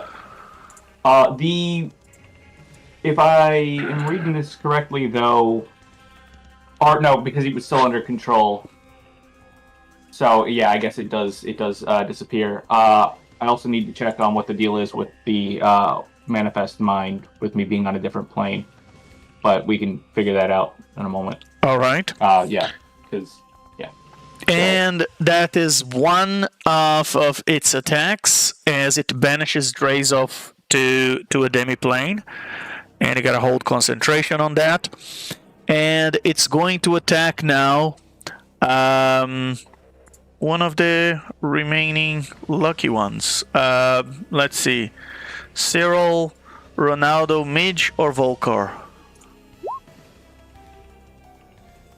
That's Midge. So Midge, here comes another 3 attacks towards you. 2, 3. So that's a 26, 24, and 31. Yeah, I'll hit. All right. What? Yeah? Can we backtrack just a moment? Yeah. Because I forgot that I have something that I can do. Yeah? What would you like to do? So, can we backtrack to when that hit came in and dealt all that damage? Yeah? And say that Drazolf uses his One with the Word ability to dismiss his spectral mind, thereby negating all damage. Okay. All right. He just goes, I do not think so. And the attack does no damage. As a result, his spectral mind is disappears, and his spellbook temporarily loses spells of your choice, totaling of my choice, that is, totaling 3d6 spell levels or higher until the completion of 1d6 long rests. So I'm going to go ahead and roll those. Okay. So he loses 13 levels of spells until he completes 4 long rests, and I'll figure out the math on which spells are getting erased in a moment. Add that to your notes, please. Yes, will do. All right. I'm going to tell you, Drazolf, this is a one-off Baxis. Yeah, sorry about that. I completely forgot about that I had that ability. All right. In Midge, the attacks on you are for a total of 51 points of force damage. 51. All right. Yeah. And down to 228. Yeah. And because I have temporary hit points, so yeah. I'm at 228. Okay. And I need to roll 3 con saves, which I'm pretty sure those are gonna miss. But I have advantage, right? Yep. Yeah. You need to roll con saves for the concentration. Concentration. All right. Yeah. They're all 20. Very good. So that was for the first one. All right. They're all DC 10, so 19. all right. And another nat 20. 2 nat 20s! Oh, come on! Oh my Come- goodness. Do you on, have double nat inspiration, 20s. Midge? Yes, I do. Do you But can I want to that give to someone? inspiration someone? Yeah. Who doesn't have inspiration right now, guys? I don't. I could use don't. it. You can take it. You probably Creek as well might need some inspiration. I already Yeah. got Creek, you can inspiration. Oh, he already I has got it. inspiration. Cyril, That's 3 nat 20. 3 nat 20s on those saves. Come on. That's amazing. That's just Does incredible. Vocar still? Did Vocar use his, or does he still? no, he still has his. All right, that's fine. As long as everyone has it, we're good. All right. Ronaldo, what would you like to do? Oh goodness. Okay, so, well, is Drazolf's demon still here then, since he ultimately wasn't banished? Oh yeah, that's He wasn't banished. He negated all the damage. Okay, so it's still here. Yeah. Now, is the fire tiger? Is he still blind? No. No.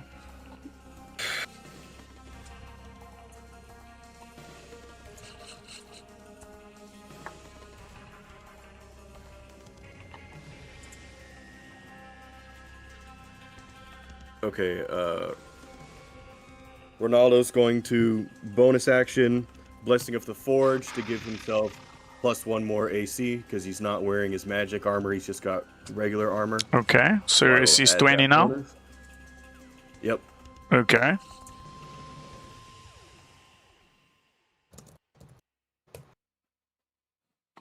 And then he's gonna move. Oh no, wait. Oh, hang on. Oh, and before I forget, you take Hang on. Can someone, 13 I'm getting a points call- of force damage. I'm getting a call from work. I have to take it. I'll be right back. All right. Let's switch. Midge, you go. Okay. So first thing Mitch is gonna do, let me zoom in a bit, is move like 20 feet to here. All right. And smack the this guy with their staff of withering, which I had used Shillelagh earlier, so that's still active. So I will use a charge of the staff of withering. So here's Okay. the attack And that's on the tiger. on the tiger. Okay. Does an 18 hit? It does. Okay. So he takes. He takes 6 damage, plus I think my melee attacks, plus another d6. Let me double check. Symbiotic entity, an extra d6 of necrotic damage, so that's an additional 2, plus the charge on the Staff of Withering. Expend to deal an extra 2d10. This is necrotic as well. So an extra 3. And then he makes a DC 15 Constitution save.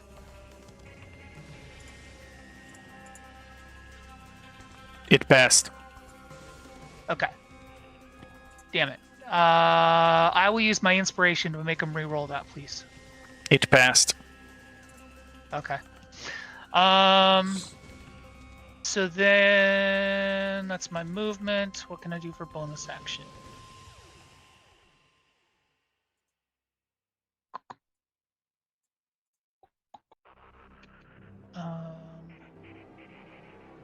Those all require. Doesn't look like I have much bonus action. I have 20 feet of movement. I have the mobile feat, so I can move back 20 feet. All right. So she'll come back right next to the rock where she was before.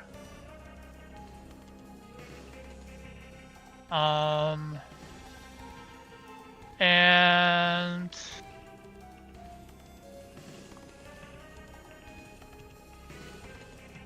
yeah, I think that will be all. All right. Creek, roll for us a death save. You got it. Let's see what happens.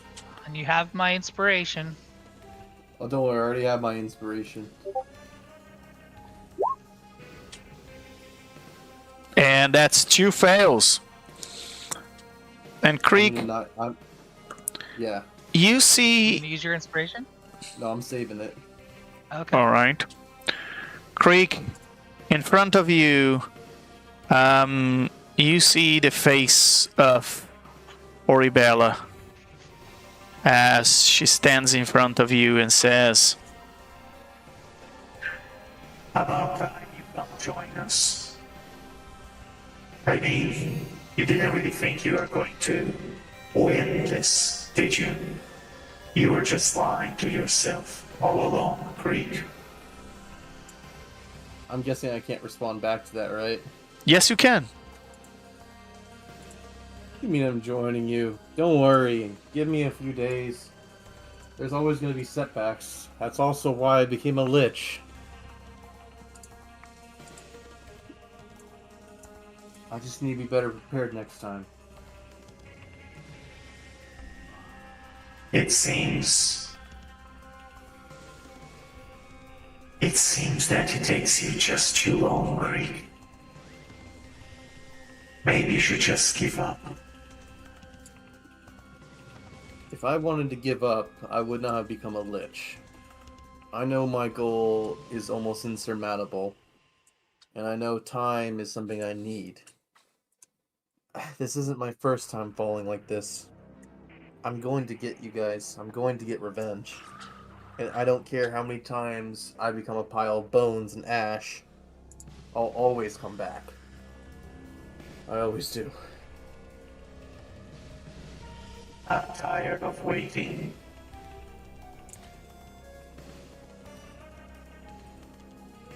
I gotta say, Creek, I don't know what you saw in her. And yeah.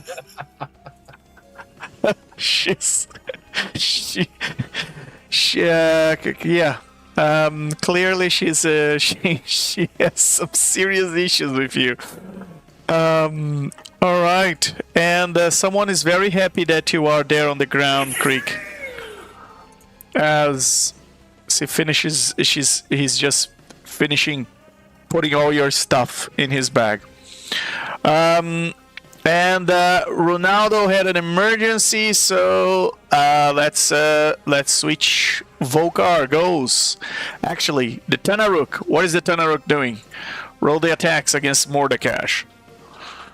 Yeah. As per his last instructions, he is making a full attack against the Excellent, a crit. attack guy. Very good. Very good. And with that, for a total of 25 points. Very good. And is that all the Tanarik does? To invoke an attack of opportunity, I have to move outside of. I have to move more than 5 feet away from him. Right? Yeah. Yeah. Okay. Then, all right. But I can move. Oh yeah. And before I forget, he takes 19 points of force damage for starting his turn there. All right. Yeah. There we go. Yeah. So he's gonna move. I guess he can be here, so he's outside of the range of the aura, but still within range of hitting. Okay. Yeah. Guy, right. Yeah. Like, is that still within? Okay. But then he's gonna move there as his for his move action, and that's gonna be it. Okay. And Rak Tulkhesh, first Mordekash is going to use its legendary action to tell Rak Tulkhesh to use his reaction to attack one of you guys, and all of you concentrating on spells. Look how fun. Let's roll a d4 to determine who is he attacking. Oh, wait, one more thing. I forgot. He has to Yeah. Okay. he had to make a charisma save to see if he could get out from my mental control at the end of his turn. He has to do that at the end of every turn. Okay. He failed, so he's still under control. Very good. And Rak Tulkhesh, Mordecai is going to give an action to Rak Tulkhesh, and he's going to attack Drazolf because he's particularly frustrated that he didn't banish you the last time. So here comes another ranged attack, and that's a 30 to hit.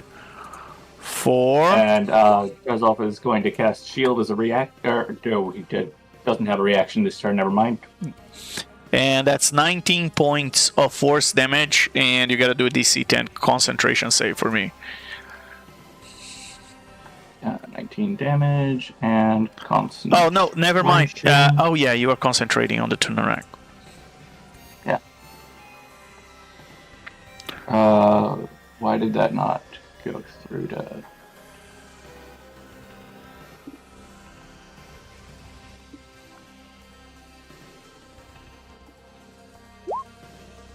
There we go. Okay. All right, and that's a fail. Oh, you have advantage. All right. So, okay. So you maintain your concentration. All right, and now is the Rak Tulkhesh's turn, and the creature is going to attempt to provoke rage. And let's see of whom. I need to roll the necrotic damage for him. Yeah. Cyril, you gotta roll a DC 24 Wisdom save. By the way, your character passed this one before. 7.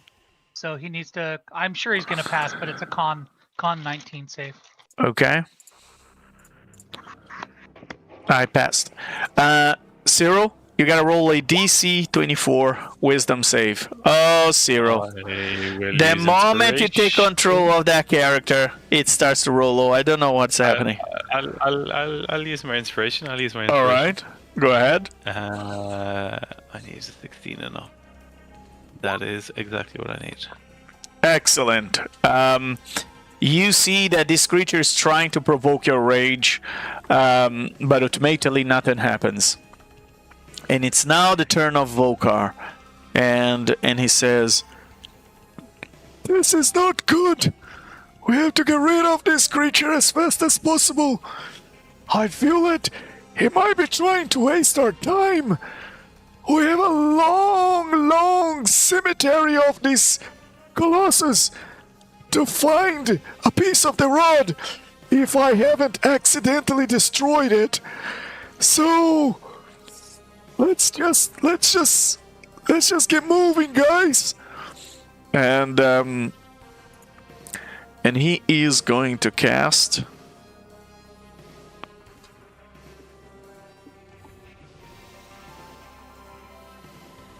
where is it?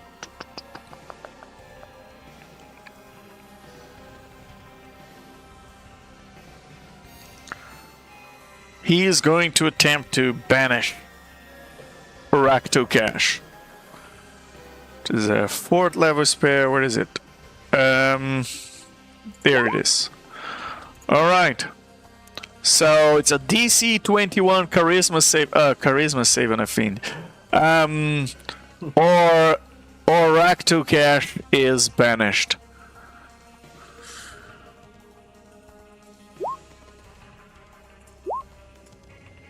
It rolled a nat 20. And it turns to Vocar, almost in a cocky way, and says, "Your powers are nothing against me, cleric of Vecna. Cyril, now's your time to use your spell, dude. Your turn back the clock. I've already used it. May I use heroic inspiration to make him re-roll that? Yes, you can. And as it re-rolls, it is just too high. You roll a 32. Of course. And it says, You have no power in my land, cleric of Vecna. In here, I I'm the god.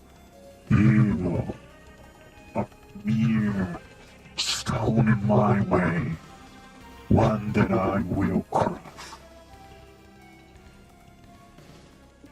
Yeah, I heard all before. And I'm still here, ain't I? So, how about this? I'll tell you what. You come at me. Leave my friends alone. Let's solve this just between you and me, huh? Oh, let's see who is the craziest lich, huh? How about that? Come at me. I mean, either you get lit or you die trying. And Rak Tulkhesh gotta roll against that persuasion, that taunt from Vocar.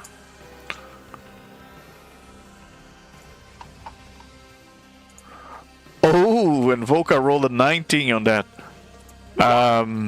Alright, for a 28. It's a pretty good roll. Let's see if he persuaded the devil with the taunt. He did! He taunts the devil, and you guys see as the devil is particularly irritated with his insolence, and he's raging, and you see the smoke and the fire coming out of its eyes. Then Vocar is not stupid, so he's gonna cast Sanctuary on him as bonus action. And where is he? Where is it? There you go. He casts Sanctuary as a bonus action, and then he moves 30 feet down. Alright! I'm gonna give you guys a break! And is Ronaldo back? Not yet? Okay. If Ronaldo, if you're there, you are on mute. Okay. So with Ronaldo not back, is the turn of the treasure goblin. And Oh, my body. and the creature will teleport. I'm hearing that nasty creature! And the creature will teleport, and then it will run up the hill. And Midge. Oh, Midge. Midge. You gotta pass. You gotta pass a DC 18. Oh boy. A DC 18 charisma save against possession. Alright, well, I have advantage. Yes. Is the advantage against the spell, Ronaldo, or against everything? Remind me. Oh, Ronaldo's not there. Crying out loud. It's 15. Anyone want to give me some inspiration? Don't got any. Oh wait, hold on. No, I still have my my bardic. Hold on. I still have my bardic. What's the what is it? D12. D12. A D12? Okay. There we go.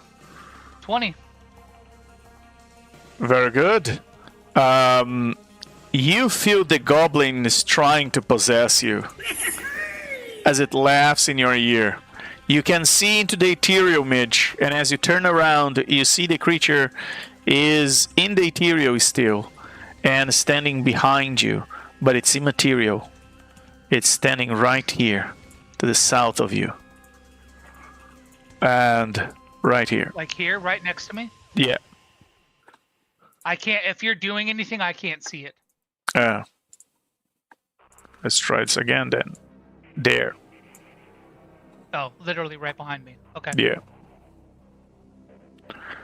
So this creature is right there behind you, and it just tried to possess you.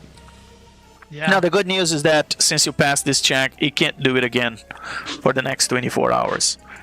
But It can't force you to do a perception check.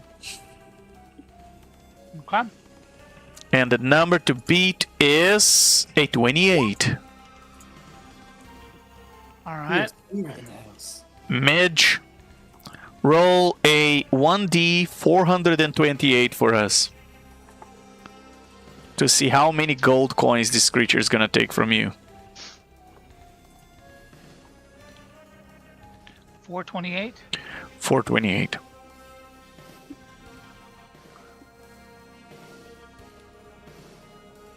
Oh, whoops. Let me put it in in character. Okay.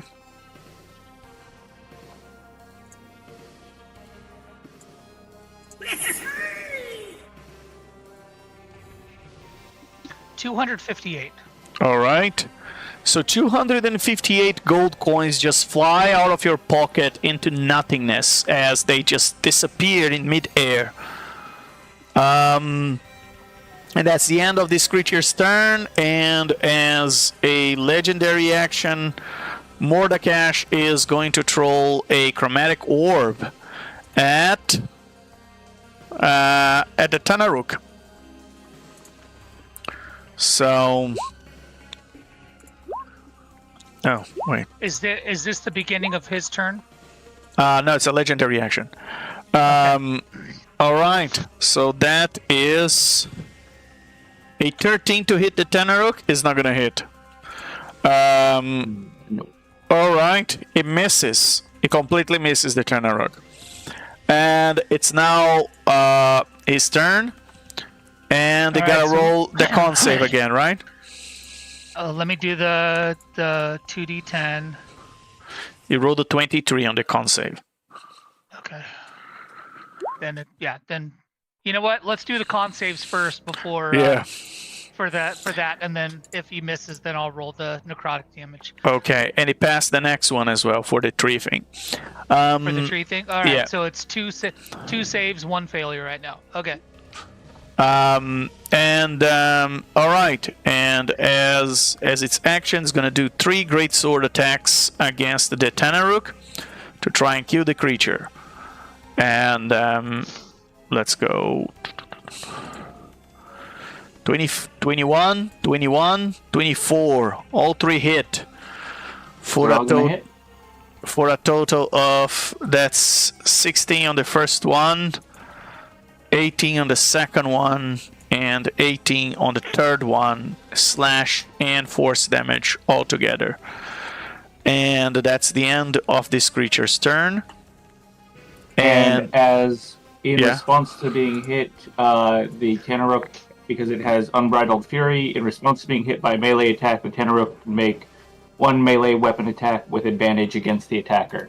Very good. He's going to make that with his greatsword. Very good.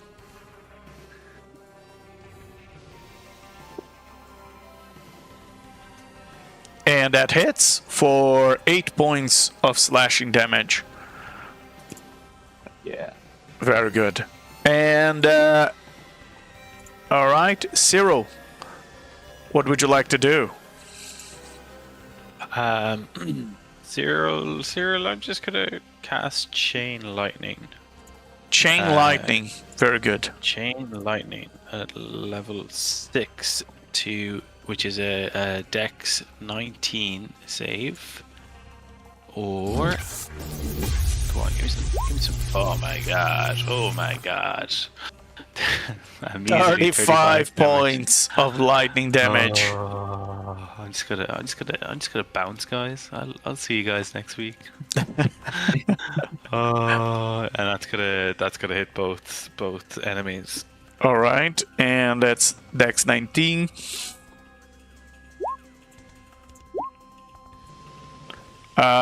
The big one passes and takes 18 points of lightning damage. And the little one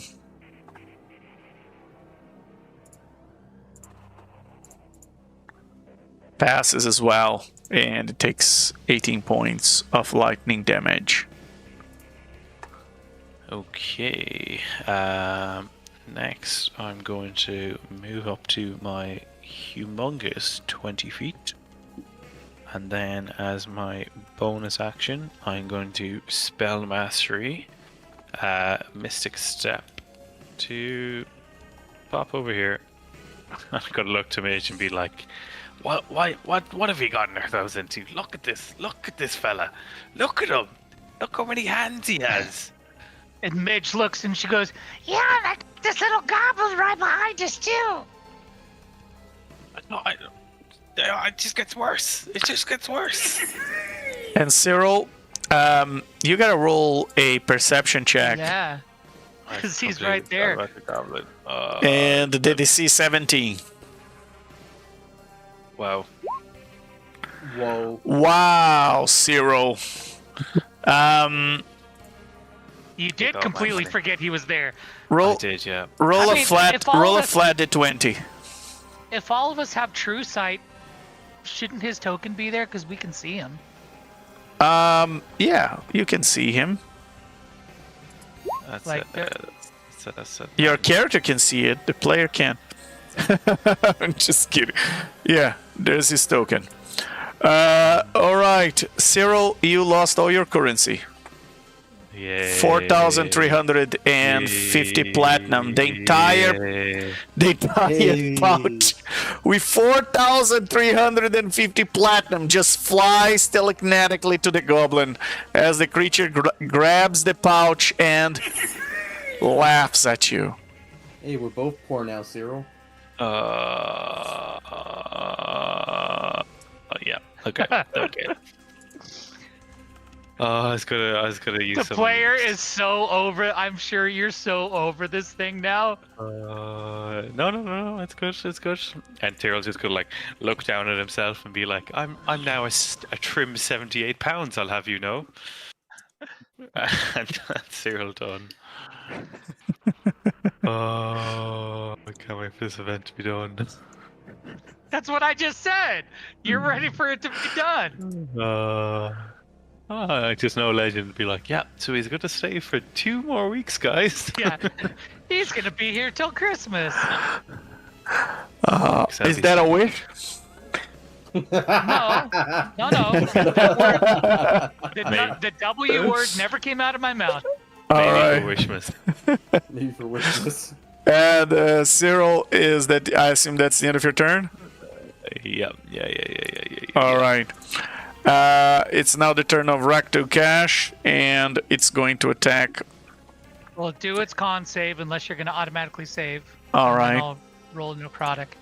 It's 19. Con save. It passed. Okay. And the next one, it passed. All right. So it's going to do the same. It's going to cast as a bonus action.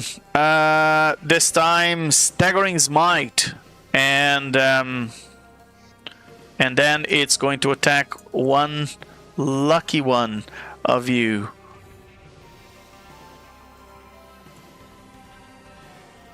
Okay. And that's a 4, so that is Cyril. That's you. Alright, so here comes the attack from Rak Tulkhesh.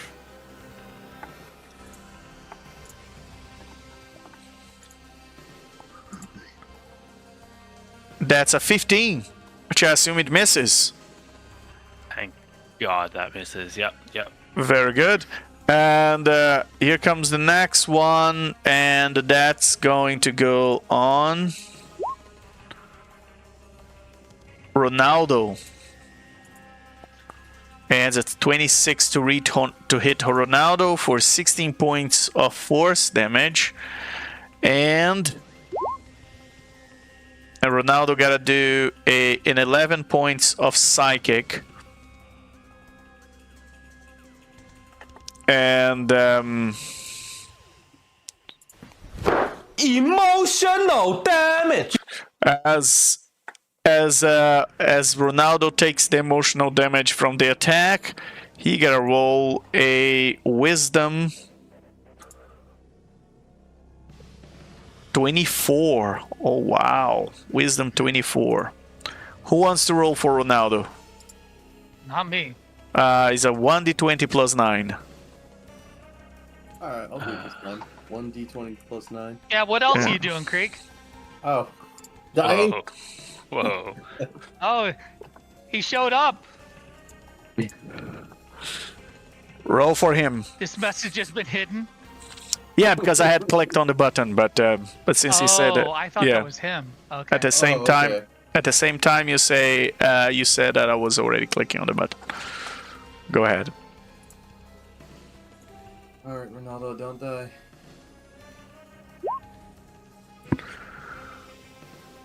It was a 24, so Oh man, I thought it said 21. I was so happy for a second there.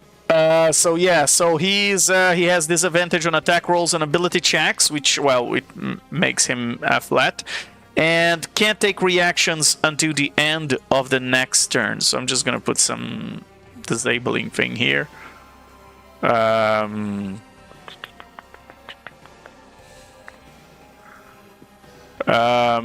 All right, and here comes two other attacks. One on Midge.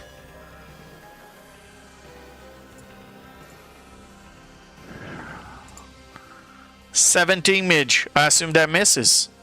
That does miss. All right, and Mitch- next one. Mitch definitely does a backflip to get out of the way. And 16 on Drazolf. Drazolf. Do I have a reaction available right now? I've lost track of the. Yes, you do. Yes, you do. Didn't use your reaction the last round yet. Then he is going to use it to cast shield. Okay, very good. So. What was the attack roll? It was a 17. So with the Well, shield. he's got a 17. No, AC. it was a 16. Sorry. So 17 AC. The attack misses and hits the shield. Nice. As the shield deflects the attack. Drazolf, is your turn. What would you like to do? Well, I think first I've got to take that damage for the aura, right? Yes. Putting my turn inside his aura. Exactly. And Let's get that out of the that's way. 11 points, and roll a concentration check as well.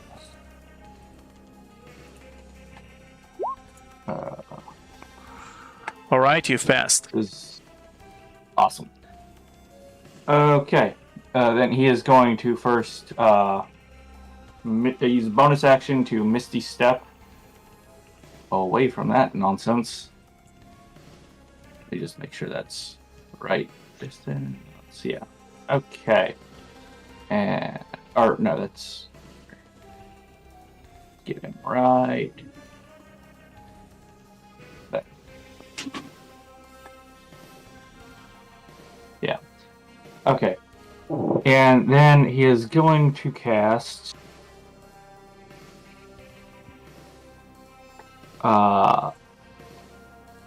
Blight at 6th level. Yeah. On Rak Tulkhesh. Yeah. So he's just going to kind of hold out his hand or wave his hand across and go, "Winner." And try to suck all the energy and moisture out of this giant demon thing that is being so obnoxious. Very good.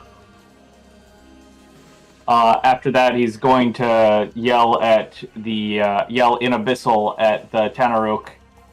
Keep working on that cat guy, and again, once you're done with him, and try to finish him off quickly, and then get to work on the big guy.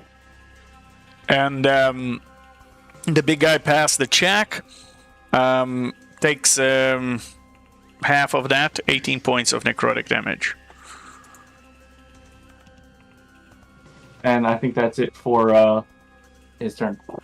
All right, and as a legendary action, Rak Tulkhesh is going to fly all the way towards Vocar. And it lands right in front of him.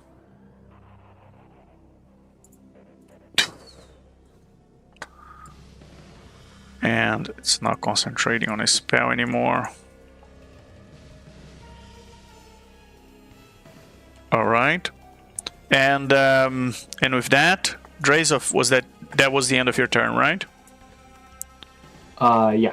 All right. Don't have anything else I can do. And as a legendary action, Mordekash is going to cast Chromatic Orb, and is going to cast on the creature in front of him. Actually, he's gonna just attack with the greatsword, and that's a 15 to hit. That hits. Does that invoke another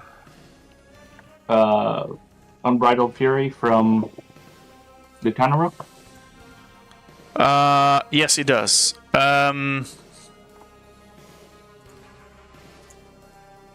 Should I go ahead and roll that now, or does he make more you attacks? can roll that. You can roll that now. No, it's just one attack, and that's for 18 points of slashing and force. Oh, right. So it's 18 points. So okay, yeah. So he's running low on health, but it's still. Oop. All right. 16 probably doesn't hit. It does not. And. All right. And with that is Ronaldo's turn, but I assume Ronaldo's not back yet. So Midge, what would you like to do? Midge is going to reach out to the step forward, reach out to the treasure goblin, and she's going to use Chill Touch.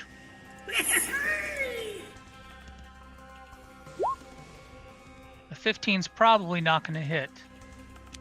So Midge, there's just a problem with that.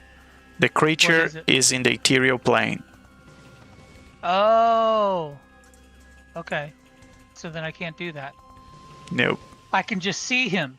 You can see him, but you can't touch it. I can't attack him. Okay, then let me move back just a smidge. Haha. Haha. See what I did there? Yeah. Okay. Let me see. Then well, then I'm not going to attack him. Okay. What can I do to this dude? So am I actually in contact in melee with the treasure goblin? No. Or can I move No, away? you're in different planes of existence. Okay. When he came to steal from you, he stepped into the material plane. He took your coins, and then it disappeared. Back to the... Alright.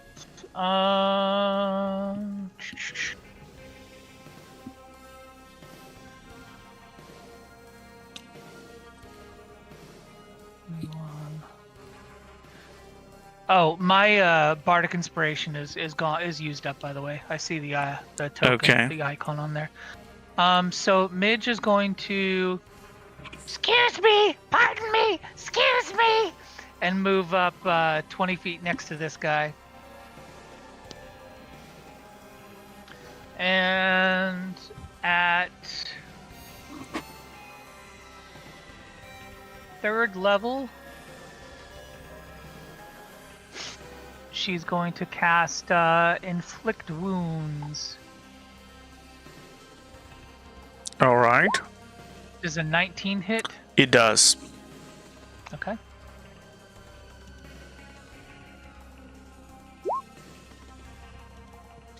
All right. That is 28 necrotic damage. Yes. And this creature looks hurt. I mean, it's been fighting you guys for some time, but it looks like it's not in good shape. Let's see. As a bonus action.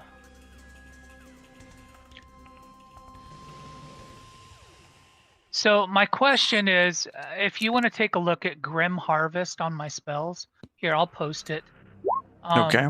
This is a bonus action. I've been wondering, like, how do I determine whether it's a dying creature or not?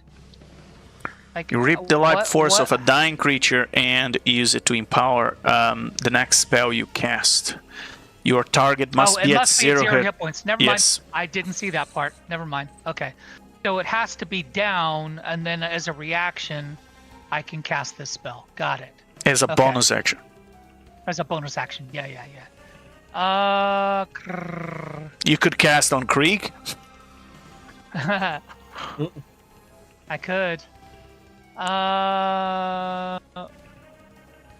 What is my concentration on? Oh, my concentration is on turning him into a tree. That's right. Mm-hmm. So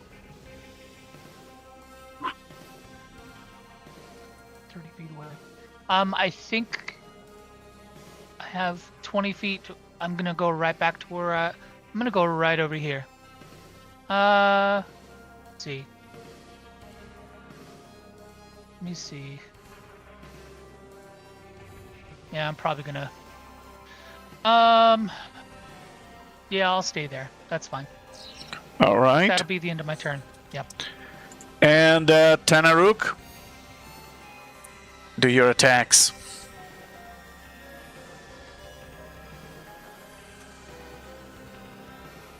That's you, Drazolf. If you're talking, we can't hear you. Sorry. Yeah, Tanaruk is going to continue to do as instructed and just keep on hitting. All right. The first one hits. Like the fight hits, the great sword misses. And then he needs to make his charisma save. He's not getting out of my control anytime soon. Oh, good. And Creek, please roll your last. This is your last death save, right, Creek? I feel like I need a proper. Creek, if you're talking, we can't hear you. Oh, I need a hold proper on. There song you for go. this. I believe in Greek. And Oh! I don't know if I should use my inspiration or save for something more important He's got for you guys. inspiration. Try it again. Yeah, I'm gonna use my inspiration this time. Okay. It is a definite sign that Craig is dying. Oh my gosh. And Creek, your body crumbles. And as it couldn't resist the sheer amount of damage and rubble on top of it, plus the treasure goblin stole everything you had. Well, Creek, I'm gonna let you roll for Vocar. Here, I'm gonna send Vocar character sheet. You should be able to roll. Great! Thank you! I'm kidding, I'm not gonna use his voice. Should be able to roll. Why not? So it's Vocar's turn. So you played every class that is. Have fun.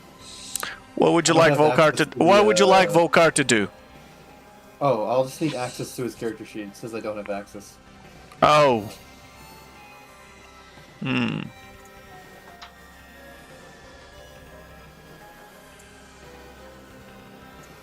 Oh, okay. Try again, please. That's an amazing character sheet. Oh, he has a lot of things.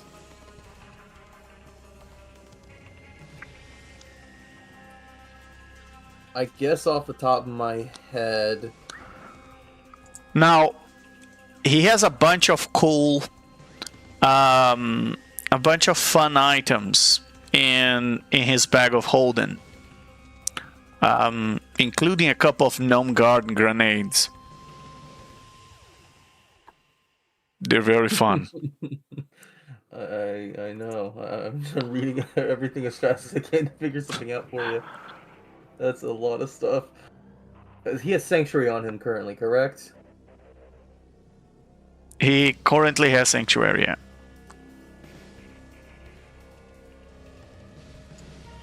I think just to keep them busy, he would also cast Protection from Evil and Good as a double layer of protection to him. Say, come on there, Rak Tulkhesh.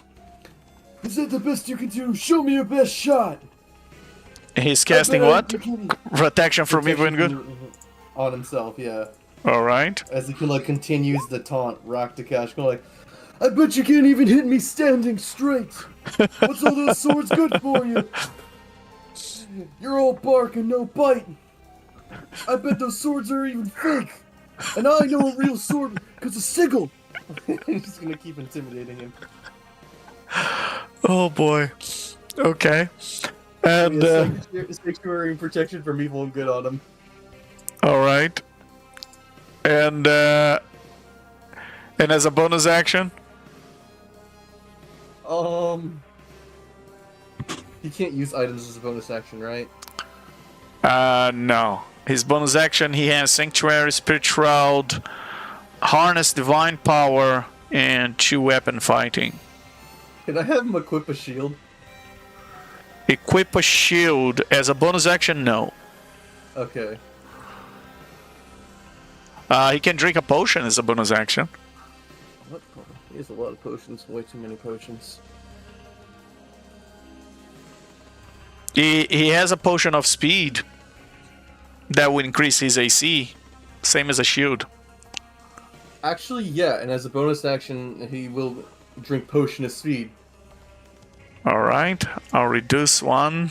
This will give Vocar twice the speed, plus 2 to AC, and an extra action. What is he doing with the extra action?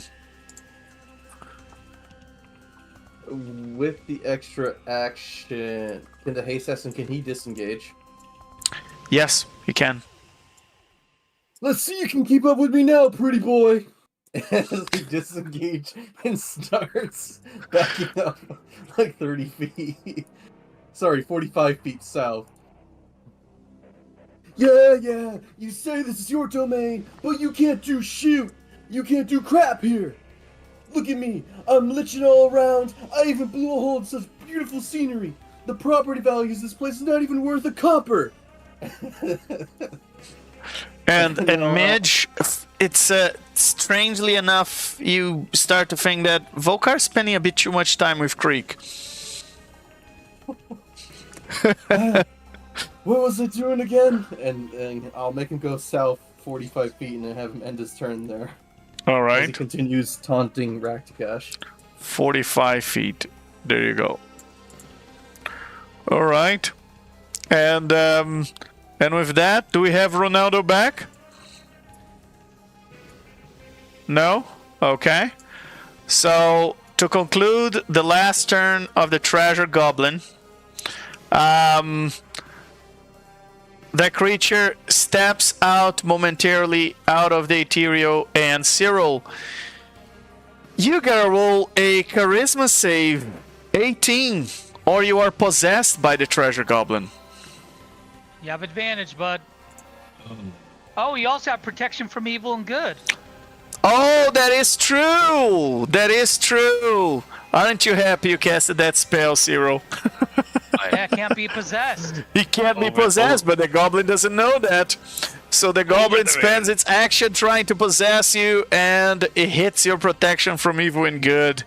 And the goblin is frustrated, so he's just gonna mug you. Roll your perception check, DC 23. And since you have no more coins, you really want to pass that. Very good, Cyril. Excellent. And the goblin is unable to steal anything else from you. And It's all my money.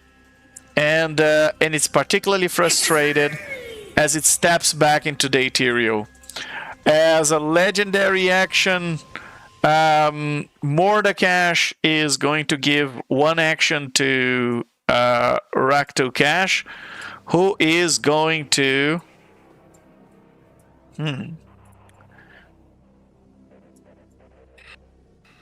Wait, where did? Oh, he went down. I was like, Yeah, where he went where did down after Vocar Vocar. go? And No, I'm Rak, looking for Vocar. yeah, I'm and talking Rak Tulkhesh is going to fly all the way to Vocar as his legendary action. Oh my God! Look at the size of. I have to literally zoom out so the audience can see. You guys are spread it all over the place. All right, and that's the end. That's the start of his turn. So, he's going to Give make me a 3 con. attacks. Give me, Oh give yeah, me the con. first con save though for the necrotic damage. Let's do con save. Nat 20, and second and con then- save for the tree. Dirty 20. I'm gonna use Alright, so- convergent future, so he failed it. So he So fails. he's 2 and 2. Excellent. So he's 2 and 2. It's 2 and 2. Awesome. No, he had failed twice before. This is the 3rd fail. Is it? So he's a tree. So Turn he's a into tree.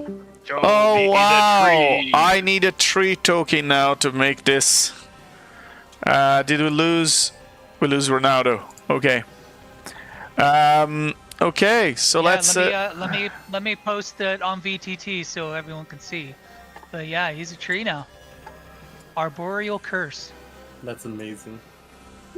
Joe, I've been be waiting. a I've been waiting to do this. tree. Yeah, for a year. That is Unless it's fantastic. reversed within a year.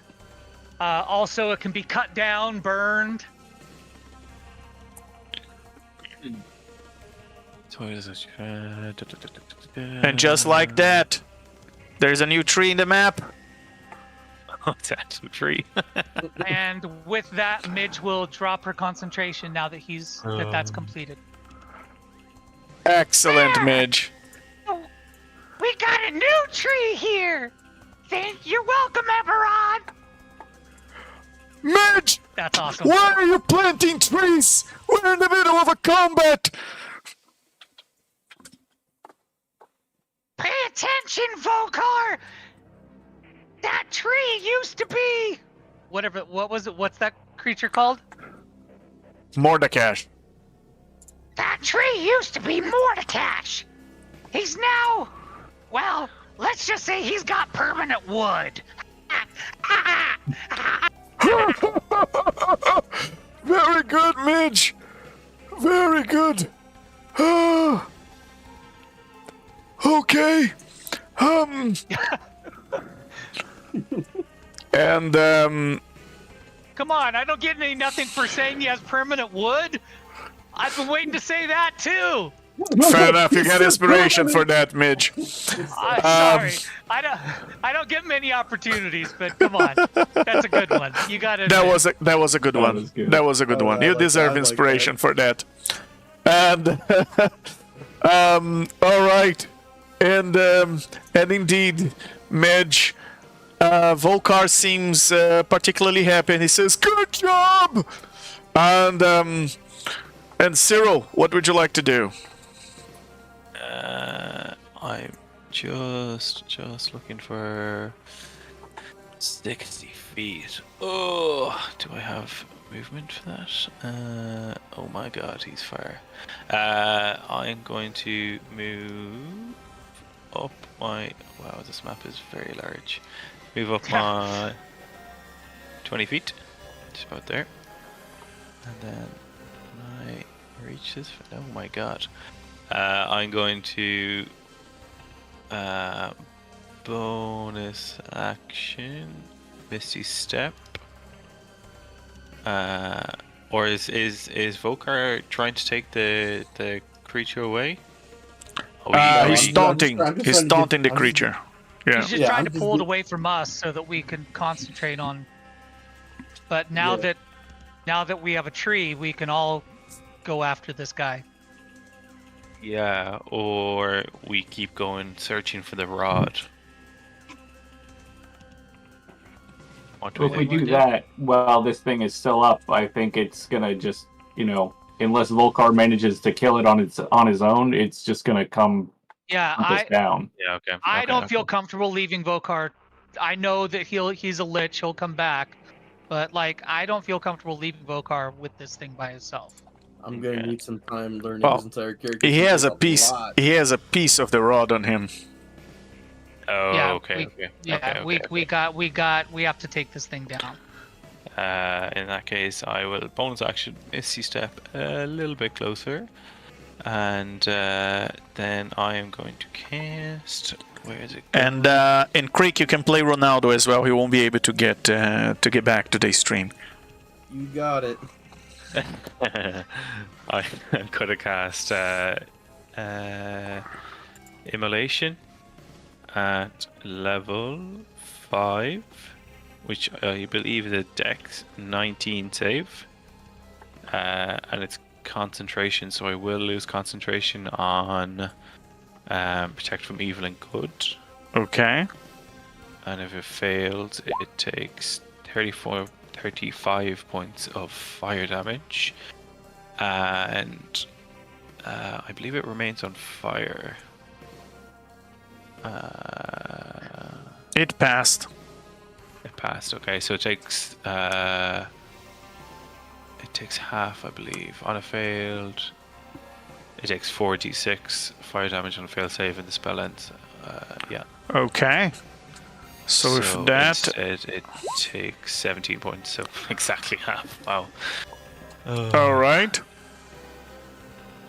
And then the Zero's- Vocar, you can see Vocar is just disappointed, and he just shouts at you, "Are you really trying to burn a devil?" Yes, I really am. Zero's good to... Haven't you ever opened a book in your life, Zero? Come on.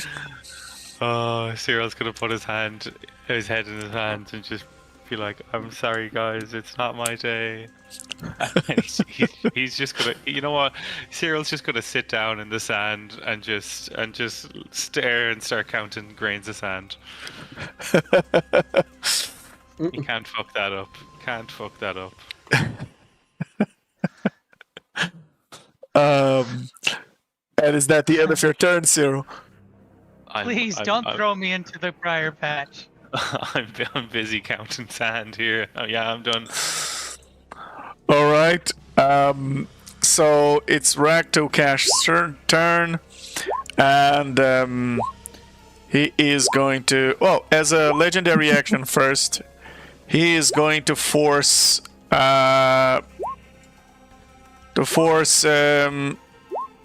Cyril, yeah, it's gotta be you. To do a DC 24 Wisdom saving throw, or you're gonna be overwhelmed with rage.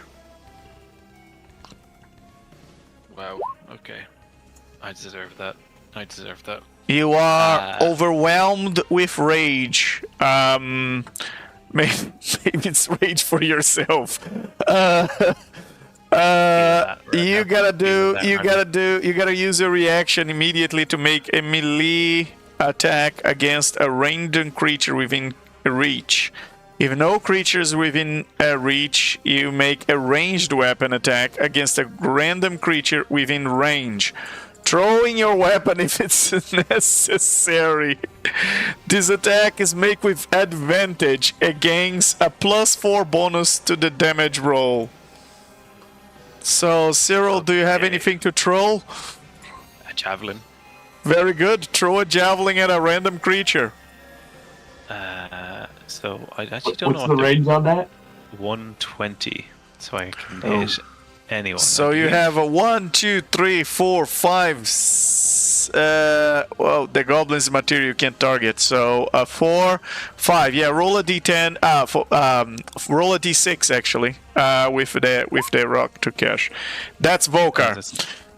But in order to target Vocar, you gotta pass a wisdom. Oh boy, that's a wisdom. 21. 21. Yeah, good. How did I end up? Yeah, 25. Alright, you can target Vocar. Shoot at Vocar. With advantage. Yeah. Okay. Does that cancel out because I have protection from evil and good and you're an undead? I'm a friend. Oh. I'm a friend. I don't care if you're a friend, you're throwing crap at me. Hey, it's Does not the crap. giant devil That in is front of true. him You provide him are with an cover? undead, and yes, this would your advantage is cancelled out. So Okay, that's just a flat roll. Okay. That's gonna be a Yeah. 19 to hit. With the haste, that misses. Oh, thank God. Because the curse on this would have what was it? Yeah, the curse on this would have done damage to me as well. And I all love right, curse weapons. and it's now the turn of Rak Tulkhesh, and is gonna try and pass the wisdom save to attack Vocar, because he's pissed off at him, and he does pass. So Wait, yeah, never mind. I was gonna say I got a +2 to that to hit. +4 bonus. Okay, so there's a 23 hit. No, it's a bonus to the damage, not to the hit. Okay. All right. Okay, so here comes a bunch of attacks on Vocar. Four attacks with the sword on Vocar. 28, 19, 25, 26. The 19 misses. I'll use a reaction on his first hit, so you can do the damage first. Okay, so that's 41 points of force damage. Alright, immediately I'm going to use my reaction Eldritch Escape with the Eldritch Staff, using 3 charges. I turn invisible and I can teleport 60 feet away. Very good. And I'm going to teleport 60 feet straight up, bitch slap Cyril, and then just stand there. for trying to hit me. Whoa. I'm just All right. Man. And all right, as you land there close to Cyril, Rak Tulkhesh is just gonna move. Just gonna fly after you and finish with the other melee attacks. So Oh, you can see me. yes, you can. So that's the 19 misses, the 25 and the 26 will hit for 51 points of force damage. And Vocar should be at 111, but he gotta do now a concentration save.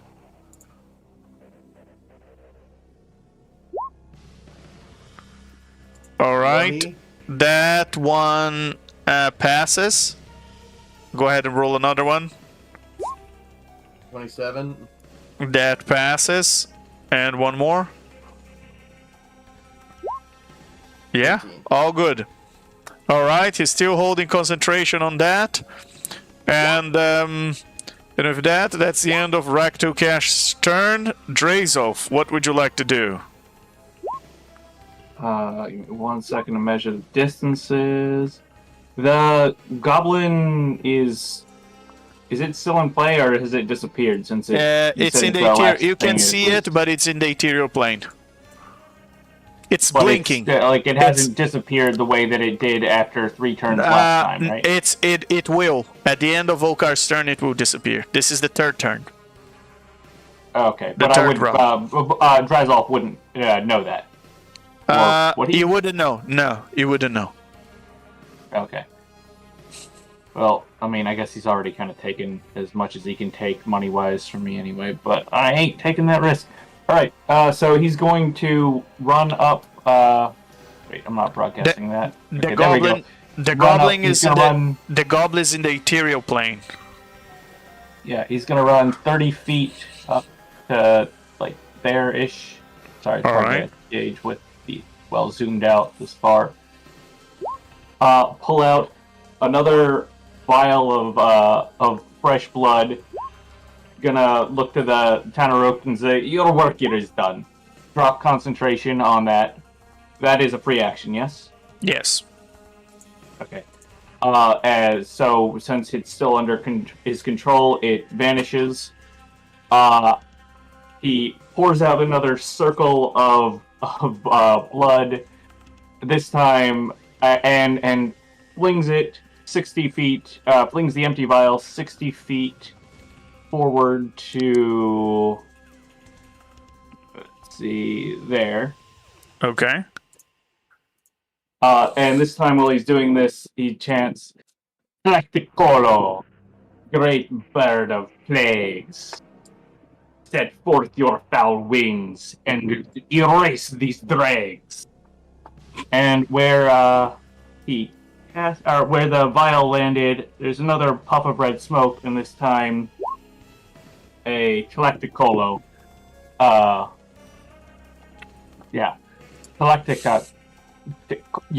However you pronounce that, appears at that spot. Put the name in the chat, please.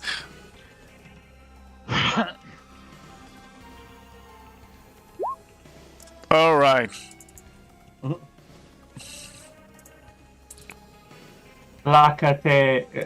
Tlacatecolo. Yeah, that's what he said. All right, very good.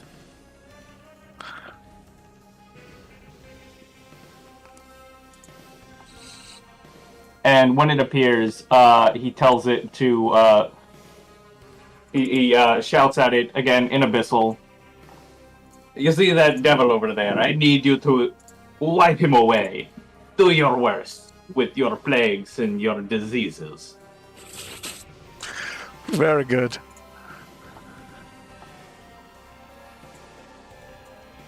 And I guess I need to roll initiative for. Yes, please. Yeah. Oh, that's 19. All right. And Drazolf, is that the end of your turn? Yeah. I think so. Yeah. I'm gonna go ahead and call it that into my turn. All right. Let me go ahead and mark off that is my last 4th level slot. So, yeah. Very good. And Ronaldo, Creek, make your best Ronaldo impression for us. Why, that tree looks quite beautiful, Midge. It's one of the cleanest things I've seen you've made. Exquisite. I bet we could shape it to be a statue of sorts. What do you Midge say? is kind of pissed that it's not all like decrepit and stuff, that it's a brand new tree. She's like, Wait! It should be falling apart! Why would you want such beautiful nature to fall apart? Wouldn't that go against your nature?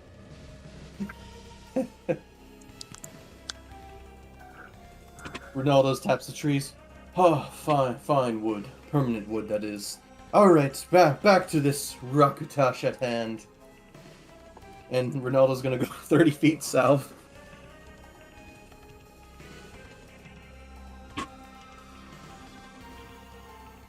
Cannot move his token. All right.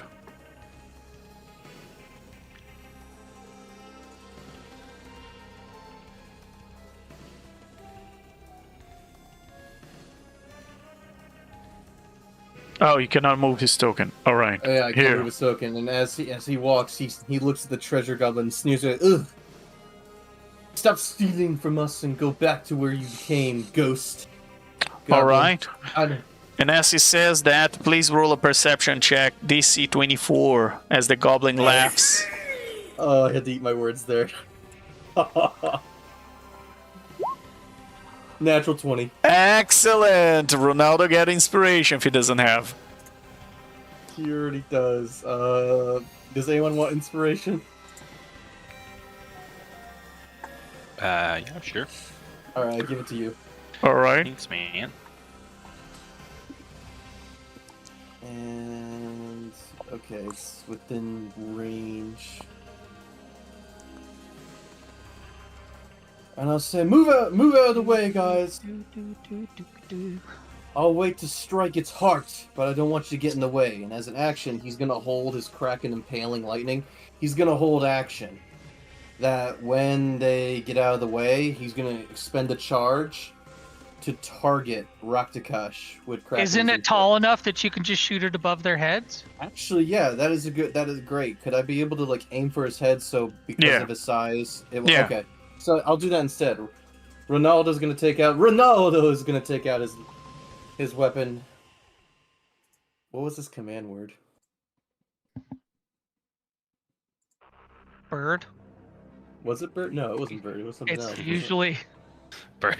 I think bird is subject only I to mean, carpets. it's All right, only he'll to go what? like Carpets. he'll say bird, bird, bird. Bird is the word. Now my That's my not the little command lightning word. bird- Dang it! What is the command word? I didn't pay Ronaldo. attention to that. Ronaldo? Ronaldo didn't know Alright. didn't. He chose a different command word for this one. What is the command word for that?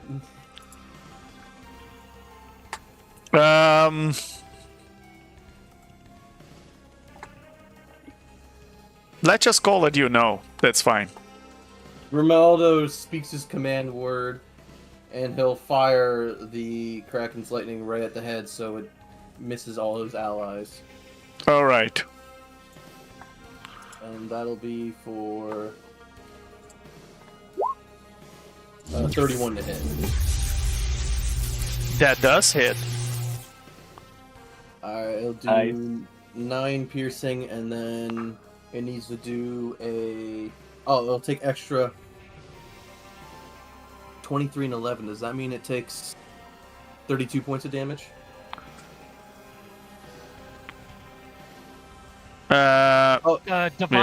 Divine Smite is the second Yeah. one that's added, the 11. So the 23 Oh. is the lightning damage.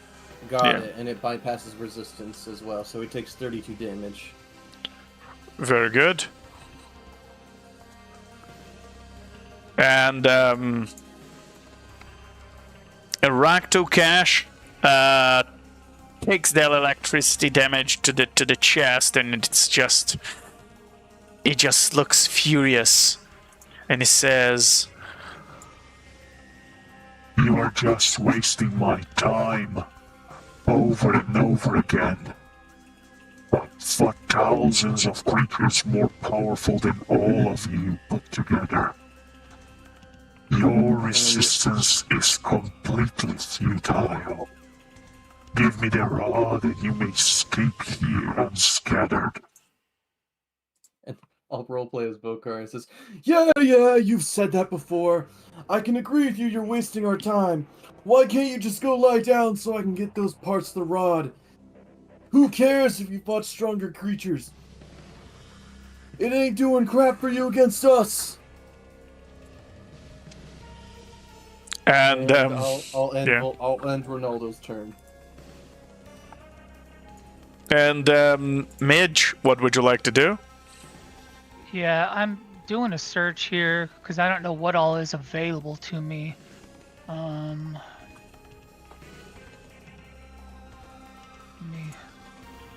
Give me just a second.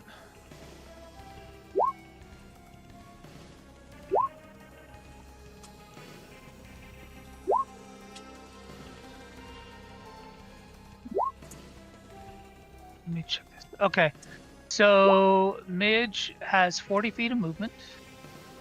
So she gonna move. Whoops.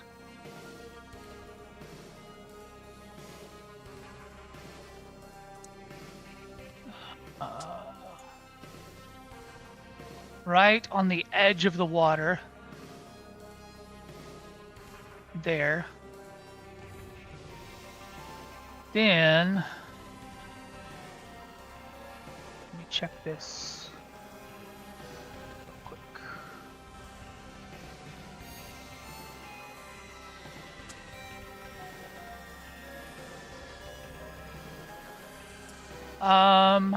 Haha. All right, Legend, you ready for this? Yeah. All right, buddy. I need you to look up Big Linda. 4th level polymorph. This is the Midge is going to cast on herself and turn into Big Linda, which is a big gigantic Tyrannosaurus Rex. It's the highest CR rating that I could find for a beast. Nice. Nice. All right. So we're gonna turn into Big Linda. Yeah, it's in the tome. It's in the tome unleashed. No, but that's not Big. Where's Big Linda? Big Linda is in. Something else. Drakenheim. Dungeons of Drakenheim.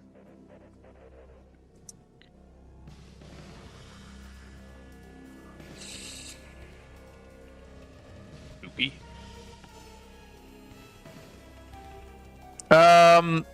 Can you turn?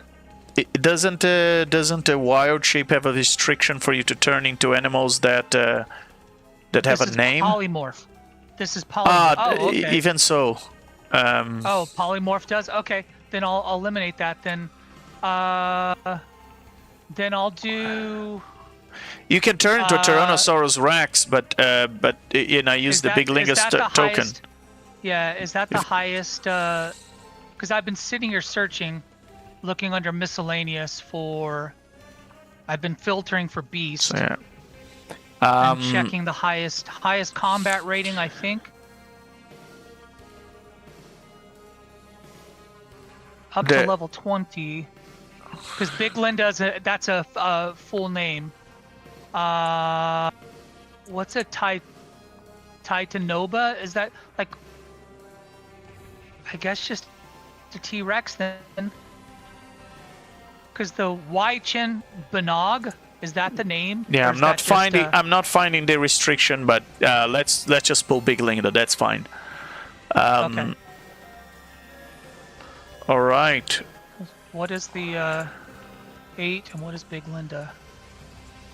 Big Linda's one more challenge rating. I don't know. It's what I've added to my. That's fine. That's fine. Yeah. So, Mitch walks up, guys, and she drops her not her wild shape, her symbiotic entity. So yeah, she drops symbiotic entity. Whoops, I gotta take 25 damage to get rid of that. All right, so the box up there, is gone. And she walks up and turns into. She goes, "Now it's time to get serious!" And with her action, cast polymorph and turns into Big Linda. Let's see, is there a bonus action? I don't think so.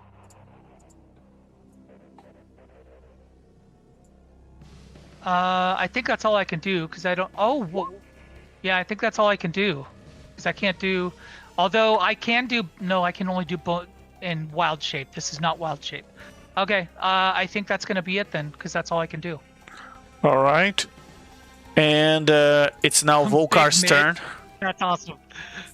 After taking a couple of those hits, just a second, because Vocar looks at that crate as he it might be out of guilt or out of respect for his allied, but he turns to the crate and says, "Well, I feel like I should say a few words. Here lies Creek, our bardic virtuoso, and the king of questionable decisions. Though his voice was loud, his luck was not. May his songs echo in eternity, probably just a bit flatter than before now. And, Creek, you tried to charm fate, and you ended up on the wrong side of a comet. In our memories, you will keep singing, though quieter now and somewhat flatter. Rest in pieces. Oh, master of timing, you'll be sorely missed, especially by that spot on the ground."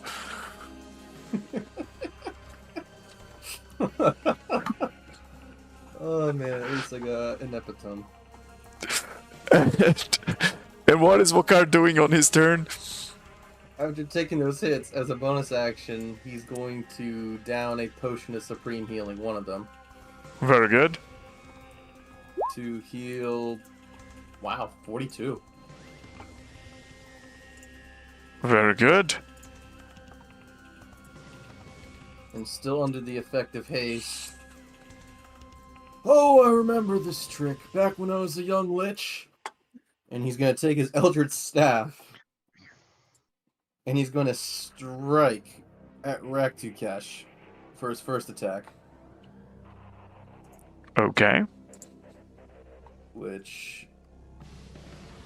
it's not letting me do the damage, the hit thing for it. Let me just roll a d20 plus 8.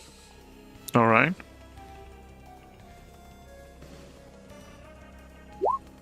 Does a 21 hit? It does. So he's going to expend an extra charge. Oh no, So- sorry, never mind. No, it does not hit. 21 does not hit. Oh, okay. But he can use Let me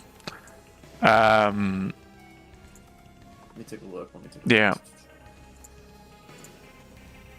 He can use the inspiration. Yeah, actually, I'll use the inspiration. That's a good idea. All right. Wow, that's not working either. Okay. Then I have a haste action, so I will try attacking him again. All right. What are those numbers that Zero is putting in the chat? 23 hits. No. That's He's counting. the grains of sand that he's counting. I just hear him Oh counting. my god! I'm doing something of use. I'm doing something. Shut that up, Cyril! I can't hit him if I keep Cyril, hearing those do you grains of do you sand. have inspiration currently? I think I do, yes. Does a Okay, 23 I was hit? going to give you my inspiration just for that. Oh, Cyril's gone a little bit crazy today, guys. I apologize. So that Oh, hits. So what I'll do is I'm going to expend 3 charges from the Eldritch Staff, so I do an extra 3d8 of lightning, and then I'm going to use a Channel Divinity Touch of Death to give an extra 45 points of necrotic damage, which bypasses resistance. Very so good. It'll be 3d8 plus 1d8, so 48 plus 2 plus 45.